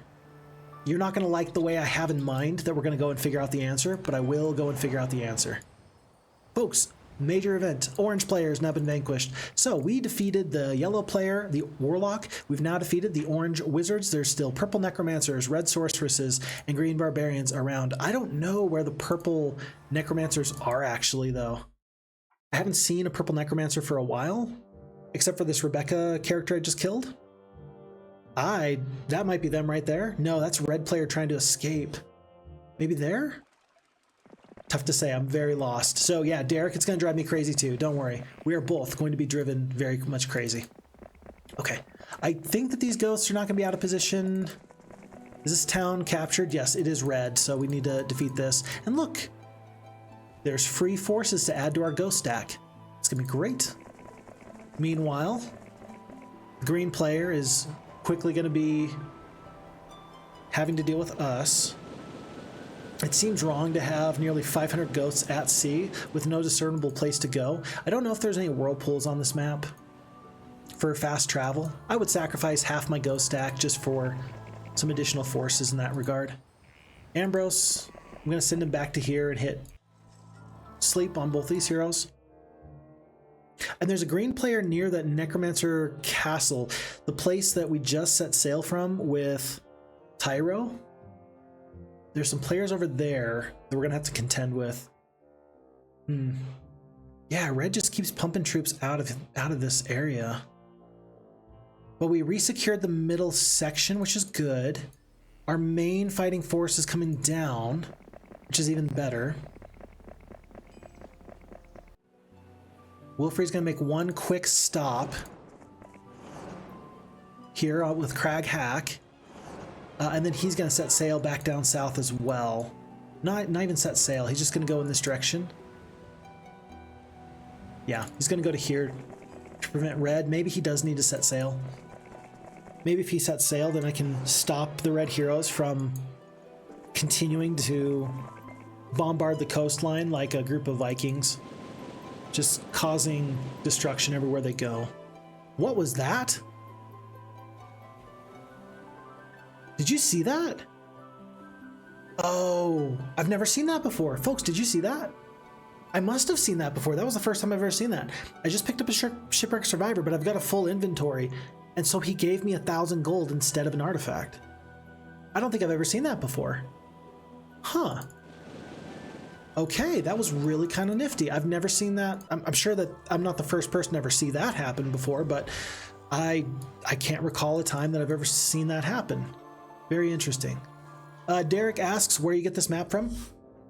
You can find it on the FHeroes2 Discord. I will also post it to the FixFox Discord. So you can find it in either of those two places, whatever suits you best, whatever makes you the most happy. And generally, I like to ask the map maker if they're okay with me posting it to my Discord. I've never had anyone say no, but you know, I think I'm going to reach out to Idruinn and see if they're just okay with that. I just want to make sure that I'm being very respectful of their time and their talents and this great map that they've made. So I will take a look, I will touch base with them, and we'll get back to you on that. Okay. Luna continues to be a thorn in my side. Alamar is going to finish off these green barbarians. I think there's probably one more castle. Yeah, one more castle way over here. Do you think we should go back to the Sphinx and lose another 400 ghosts? Ha! No, let's not. Let's don't do it. I think that this is... I don't think there's anything here. Oh, Dimitri's here at sea. That's good. Finally going to defeat him, I suppose. And then Mushanki Pet says, yeah, the shipwreck survivor gives gold if you don't have any space. Very cool. Very interesting. I would not have guessed. Would not have guessed. Tobal says they're going to sleep now, but you'll leave the stream open. It helps me sleep. Have a good one, stream. Thank you. I will make sure that my voice stays nice and level, so that way you can just go to sleep. So I will not say anything wild and crazy. I will not do anything wild and crazy. You'll just get to hear the sounds of the sea and people by boats traveling to go fight and do tons of damage wherever they go. Yeah, we're gonna go in this direction. 144 ghosts are gonna bypass the Xanadu because I'm sure that the master of the house does not wish to see 144 ghosts camping out on their lawn. It's just probably not their idea of a good time. We easily defeat Ranlu. We've even got the basic pathfinding if we need to go off-roading. Green player defeats purple player twice. Wow. Okay. And will the red player go to the Barrow Mound? For the first time, the red player's seen a Barrow Mound. No. Oh my goodness, no. No, baby, no, don't do it. It's a new month, Month of the Rock. I'm gonna purchase all these forces here. It's like 6 Bone Dragons, something like that. It's gonna be Maximus, he's a level 2 knight. And we're gonna swap all these forces down. And I don't know who this hero is here. Rebecca? I think she's probably pretty tough, actually. Maybe I should just defend. No, I got 6 Bone Dragons, I should be fine. Famous last words right before we die. Yeah, I think that all these enemy heroes have got so many spell points and so much damage. What can a simple person like myself do to stop it? The answer is not much. Okay.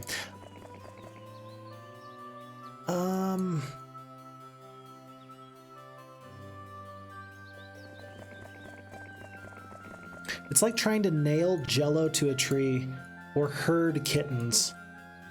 Like, you just can't do it. And the obvious answer to my quandary here of how do I defeat the enemy quickly and put them out of their misery is obviously more heroes with more of these forces. I'm gonna do that. I'm gonna finish up taking all these forces. We're gonna upgrade, we're gonna purchase, we're gonna send them on down. And I'm going to bring one more major fighting force from the north into the south. That should help repel some of these invaders by the sea. Unless I go by boat?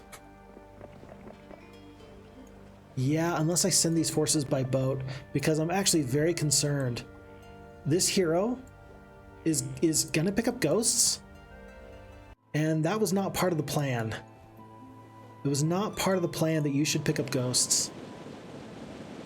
If I lose my monopoly on ghosts, all of a sudden the scenario gets very out of hand, and I just don't want any part of that. I truly don't. Vishanki Pet says, same for the cemeteries or chests that usually hold an artifact. So the gold, actually, there's multiple ways of ignoring the artifact and just getting gold. That's interesting. That's interesting. You'd think that would have come across that by now, but no, that's the very first time. I do wonder what artifact I lost out on. I do wonder what artifact I lost out on. We had to re-land with Tyro. Looks like he's going to be better off trying to... Somebody's got Dimension Door. Jeez. Somebody's got Dimension Door. It looks like he's going to be better off trying to just step on purple and prevent them from winning. In fact, it might be that this defeats purple. This might be the final time. Nope, never mind. Second to final time that I have to defeat purple. Once here and then once in the north. So enemy surrenders out of this castle. We got 2 enemies heading back for the Necromancy lands, including my main hero.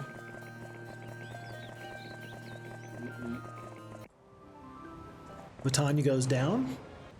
We can't quite reach Lord Kilburn. I'm going to ignore this area. I'm just going to sail by boat to this castle that continues to vex me.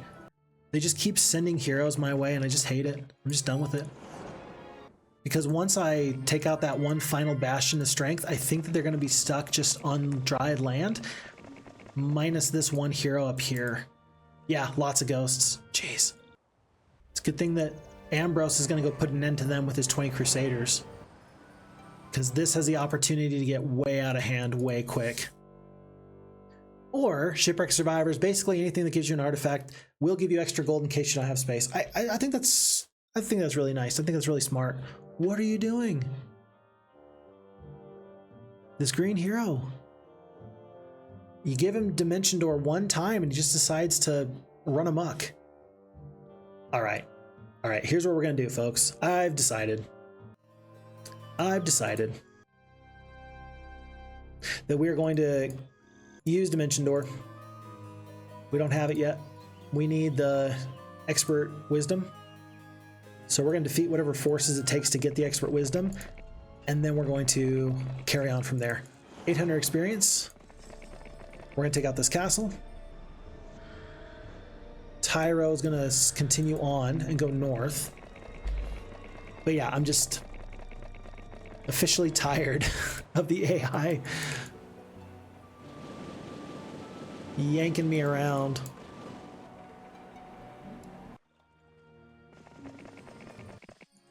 Damage here. Okay, so you think that we have this whole continent to ourselves, but then this guy's back. He doesn't even have anything in his army. Hold on, I think I can just get rid of him. Watch this. I think I can. Celia, she's level 7. She's got nice spells. I've already seen it. If you give her some amount of troops, I think that she can just beat this guy. And then that'll save a lot of problems for me. Like so many problems. Yeah, okay, good. Jeez, but every single enemy hero that gets Necromancy is, or rather Dimension Door, is really a problem. Rocks are everywhere.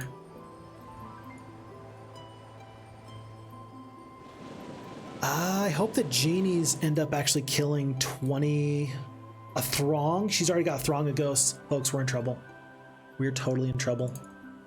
A throng, and she's gonna get the attack skill and the defense skill. Oh my gosh, we're in trouble. You thought that this scenario was won, and then Fix Fox just failed. I failed you all. I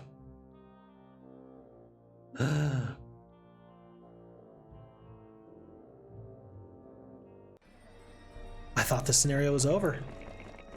But then I gave the enemy ghosts, and now the scenario is not over anymore. Okay. Well, it wasn't for lack of trying, though.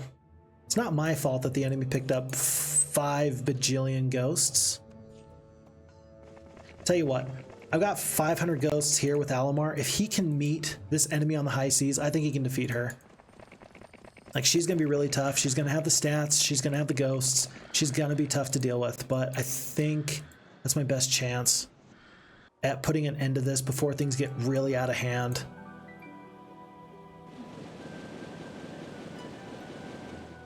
Ambrose doesn't even have spells. This is just going to feed the ghosts even more, isn't it?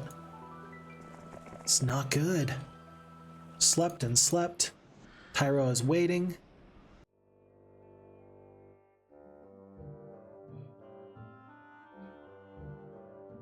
Okay, Red's actually going back to that other town.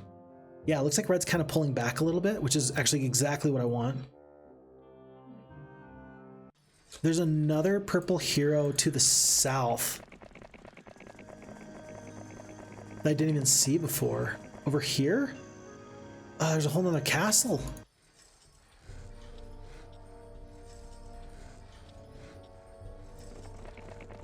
And the longer you let the AI stay around, the bigger their forces are going to get, and the greater chance I have of losing. Like, and I don't want to lose the scenario. I really don't. I really don't. But I'm very scared that I might be letting this slip from my fingers. There is these stone liths over here. I'm gonna make a break for that area. We're gonna land there tomorrow. So that way we can go through here. Maybe those stone liths are gonna lead somewhere else. And maybe Ambrose can be useful. He's not tough enough to defeat the ghosts. But maybe he's tough enough to do something else. Survivor unboxing, Sante Paula says. Unboxing like we're getting a care package. And then we're very happy to see that we're not having to suffer. Could be, could be. I'm just gonna have Tyro stay around. Almar setting sail. Remember, he's gonna go track down the big hero that's got the ghosts. The only thing that can defeat ghosts is more ghosts. Crag hack was especially tough to deal with. There's an observation tower here. I don't know what else we're gonna find at sea. And it looks like I'm gonna be able to force Red back. If I can defeat Red finally here with only 2 castles left in 1 town, then maybe wouldn't it be funny if their main hero on the high seas just had to abandon them after 7 days? That would actually be pretty funny. I don't know how likely it is, but it'd be very funny. Green player is still alive because they've got a necromancer, whatever. They've got a necromancer castle to the south. It's like a cockroach. They just won't die. You can't kill them. They just won't die. All right, Tyro's got a job now. Back you go. and as good as it's been to split up these ghosts, now I think that all the enemy heroes are so good that you can't really split effectively. Not like you'd want to. Like there's just too much going on here. Let's do one more big purchase here. It's 3 more phoenixes. And I'm hoping that that can hold against Astra. Tell you what, time for Ariel. She's got 4, level 4. She should be pretty good. Okay, and we're gonna go through these liths. I don't know what's through these liths, but I gotta find out. Okay, liths go to the wizards. Did they go anywhere else? That's it? Okay, well, might as well go exploring. Glorious victory, good. Glorious victory, good.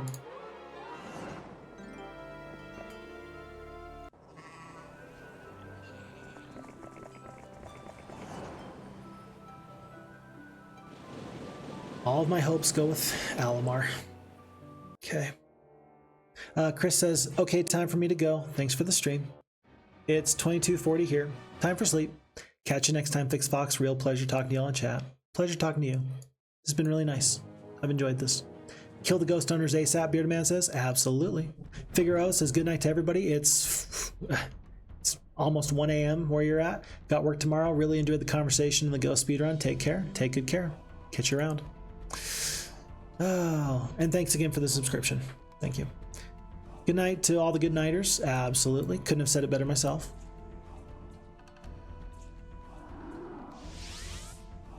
It's a pretty interesting map. Good looking shape, big chains of mountains, simple structure. But tons of monsters scattered everywhere with tons of loot. It's very unique. There's really very different styles of map making, I agree. And it's just fun to see how people differ in the ways that they like to make these maps. Muahahahahaha, I agree with that. I'd like to go on a diplomatic adventure with this map. I think so. I think that the map, thankfully we don't play so many of these types of maps that I feel bad about. Wow, he's got 17 attack. We don't play so many of these maps. I don't feel bad about making this a ghost map, but I recognize that it could have been a little bit different if I had just done things a little bit differently. So yeah, overall I'm happy with the way that this is turning out though. We're gonna end up casting Elemental Storm first thing tomorrow, first thing on the new turn.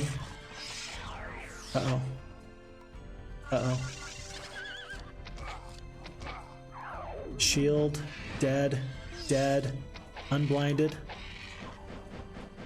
We just lose. Okay. I'll give you a hint about the answer. No one has said it yet. Oh, see, like, what'd you do? Derek, did you go and look in the map editor? Because that's what I was going to do. I said to you that I would find an answer for you eventually. That's how I was going to guarantee you an answer eventually. But it's nice to know that we don't know what the answer is just yet. I'm totally okay with that. That's some good information to have. Because we're close enough that we could actually hire a couple heroes and just try and find it. I'm interested in tracking the answer to that down. If we can do so by the sweat of our own brow and figure that out, I'd like that. Okay. Ambrose is losing tons of forces, but I'm just having him wander through this desert of people. We're gonna avoid the ghosts though.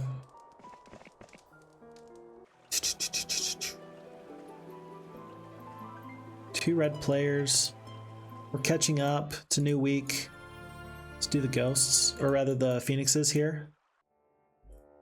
And green gets into the boat. What are you doing, green? Ah. Okay, we do finally track down Lord Kilburn. 254 ghosts absolutely is enough. You can't stop me. I'm just too tough in that regard. Astra, somebody else is going to catch up to her. Let's go defeat Crag Hack. Wilfrey is setting sail for this Luna area. I think that the green player who's just here, I think that they set into the water with Jojosh. They did. They were hoping that we wouldn't see them and they could just run away. They're not going to get to run away. This is going to be the end of green right here, right now. Tyro has ended them. Green player's been vanquished. And so, folks, now there's only three. The knights, the sorceresses, and the necromancers. Although, to be fair, can you really tell the difference between me and the necromancers at this point? Not really. Hold on. Yeah, I want my main hero to be able to go elsewhere. She's going to be stuck here for a second. I can't stop her from getting more ghosts. She's at 250. I can't stop her from getting more. So I won't even try. What beats ghosts? More ghosts. It's just the answer. Holy kittens. Thank goodness that there's an auto battle. Could you imagine trying to fight each of these fights? You would go crazy. You would go insane. You would go insane. And then the oases in the deserts. Yeah. 800 extra movement points. I really liked Winnie Morrow's map, 7 Deserts. I thought that was really cool. I thought that was a really cool way of doing the map and using the oases so that you could just get more movement. I thought that you, of course, did the skills challenge, Muahahahahaha, and I thought that he did a nice job with his like logistical skills challenge. I thought that was pretty cool. And in all of this, it was really cool, like skills that you could actually learn that were useful for multiple attempts for the future. So whoever goes and tries to play maps in the future, I think that you could learn some really meaningful, worthwhile things there. We're gonna go. Looks like we need to land and defeat this hero. Purple's here somewhere. We got to go defeat them at some point anyway. Let's do this now. I'm gonna leave Astra. I'm just going to play defense. I'm going to go kind of to the center of the map here with my main hero and just wait to respond to whatever weird hero just pops up out of nowhere. Because I feel like somebody will at some point. Like somebody's going to pop up and do damage to us. Okay. And it actually looks, so we've gotten to the point where there's another lith over here.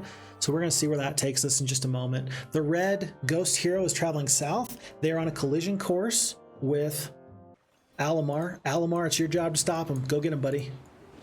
Go get him. Do you think 500 ghosts is enough? I don't know the answer, actually. I really don't know the answer to that. Is 50 ghosts enough for this fight? I don't know the answer to that either, but we do have enough spells. I think we can make this work. Yeah, yet again, this is going to be another hero with tons of spell points. We have to win this fight. Luna the Sorceress, 13 spell power. Oh my gosh. We have 600 we can do here. This can kill all the bone dragons, maybe the liches. Yeah, it does. And then we're going to kill one mummy here. Do we kill 11 battle dwarves with 25? No, there's 3 battle dwarves left. That means that they're going to get a spell off. What's it going to be? Destroy Undead? Holy shout. Okay, and then the enemy runs, but we hold on. Whew. Whew. We made it. Derek says you gotta slow the ghosts and mess them up with the dragons and more ghosts. Yeah, absolutely. You definitely got to do that. The mass slow is a really good spell for that. I think that this upcoming fight, Derek, that you're talking about with my ghosts against his ghosts, it is going to come down to, I think, whoever hits first. Granted, he does have a horde of peasants, so if I need to resupply mid-fight, I think I might have an opportunity to do that. We'll see how that goes. Did I just pick up Eagle Eye on my hero? Bearded Man? I did. I did. Ambrose is just walking through this winter wonderland. He doesn't care what he does at this point. He's just having a real good time. Oh, maybe he does care. Hold on. What does the sign say? Cross the portal and your soul shall touch the sacred stone of a city that exists only for those who dare to believe. Yeah, man, that's me. I dare to believe. Lots of phoenixes? Sure. I totally dare to believe. We're even going to pick up another snake ring, the second snake ring. Very cool. Ghosts. Dead enemy. And again, we're playing defense, waiting for somebody to come our way. You'll give me a second hint? Okay, awesome. I think that that's a great idea. Let's do it like that. So that way we can get a hint if we need one. And that way we can get whatever prize is in the Sphinx. I think that's a great idea. So we'll do it, Derek. Thanks. In fact, we'll do that right now if we've got enough movement points. Or slots for heroes. We're just gonna wait here for now. Where'd she go? She landed? She's gonna pick up another 50 ghosts, maybe 100 ghosts. Very scary. I think Alamar's got slots available. I'm gonna ignore even this legendary scepter because I just don't want to miss out on this. Where am I going?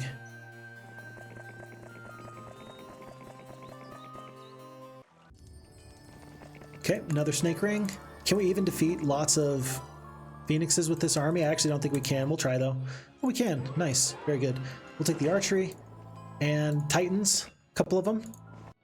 It's going to be a level 5 mage guild. Ambrose will finally get a spell book because he says, sure, win in a wizard's castle. C'est la vie.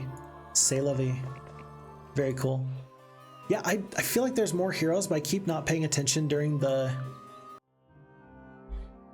There he goes. I keep not paying as much attention as I should when it's the enemy's turn. We should kill Agar here. We do. That means that Tyro can get back into the boat. Actually, no, it looks like... Wait. Can I get to here? I think that there's... I think I gotta go around in the boat, if I recall. It's been a while since I played this scenario. I think I gotta go around. Okay, and that should be it though. Like, all my hopes and dreams go with Alamar. We're gonna fight right now. This is gonna be the fight. We're gonna get to go first. We got 6-speed creatures, 5-speed creatures. Our morale is bad for the dragons. Oh well, so sue me. I'm gonna split off single stacks of ghosts. No. Big stack and then single stacks. We've got 50 spell points to play with. We've only got a Bloodlust. We've got a Haste. We've got a Curse. We got a Holy Shout.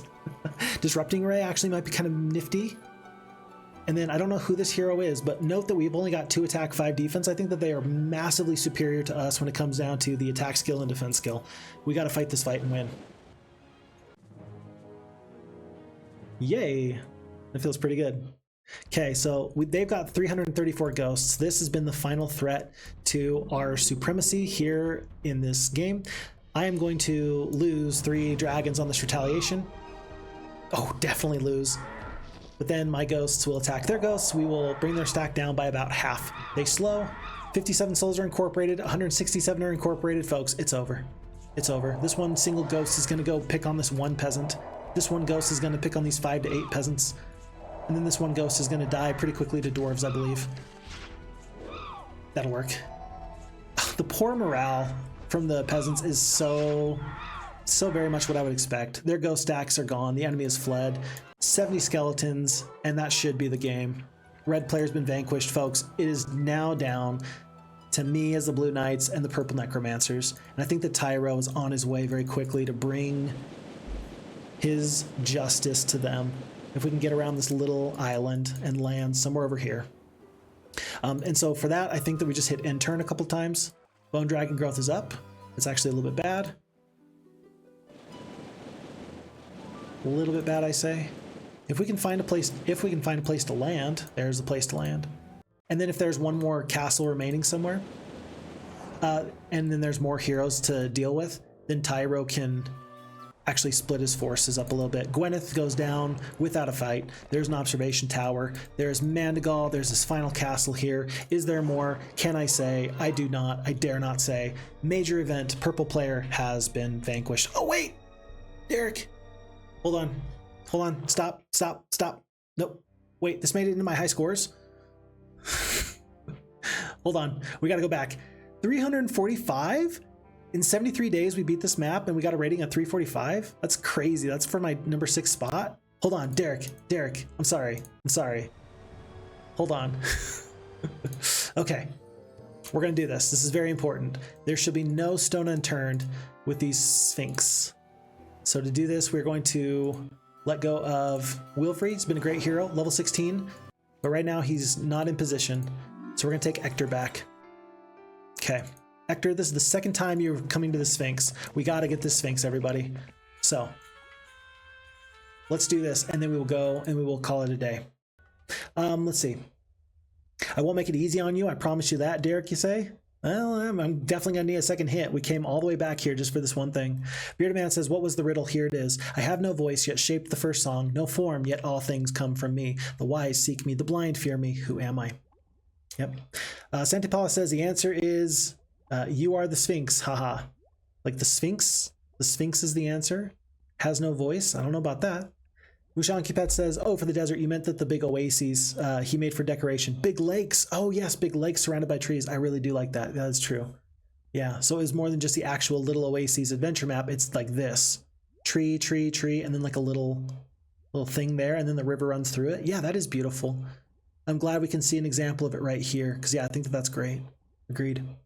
A couple of neat things we saw looking at this map, including the one in the swamp. Oh, I didn't see the one in the swamp. We'll have to go back and look. Roman says, I feel like silence may be the answer, but I'm not sure why. Bearded Man says, me too. And then Mushanki Pet's got to go to bed. So good night to Mushanki Pet. Goodbye to everybody. PM on Discord for that map-making conversation. Thank you so much. I'm looking forward to it. Derek says, oh no, slow, terrible.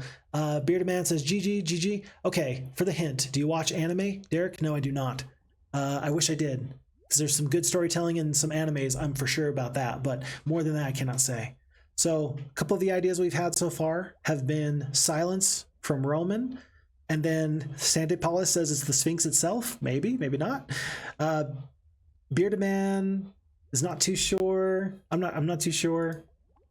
We'll do this as many times as it takes. We will do this as many times as it takes. Hold on, can I just hit cancel and leave the Sphinx? Why is there a cancel button if you can't even make it? You know what? Never mind. What? I've never even noticed that before. That's crazy. What?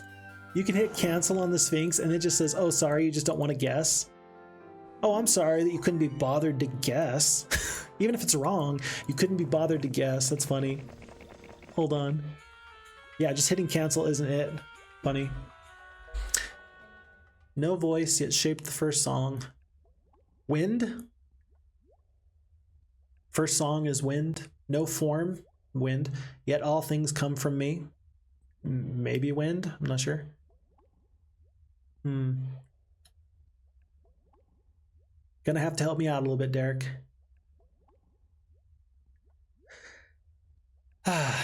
Folks, this has been nice. I've enjoyed this. Yeah, this has been fun. Don't usually stream on a Monday. And I think that the energy is a little bit different because of that, but in the best way. Really, truly in the best way possible. I think that the energy's been a little bit different. Doesn't hurt that about an hour ago we found ghosts. I mean, that definitely changed things, but still. Derek says it starts with a T. Bearded Man says, think about what to do, what the blind fear and why only they would fear it. Yeah. Why would only the blind fear something? Starts with a T.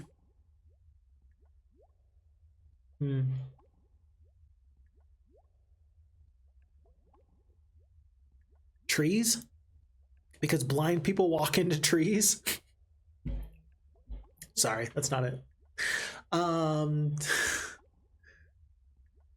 Trees, tears, thoughts, terraforming. The big dinosaurs with the long claws, the theraforms. A nice English tea.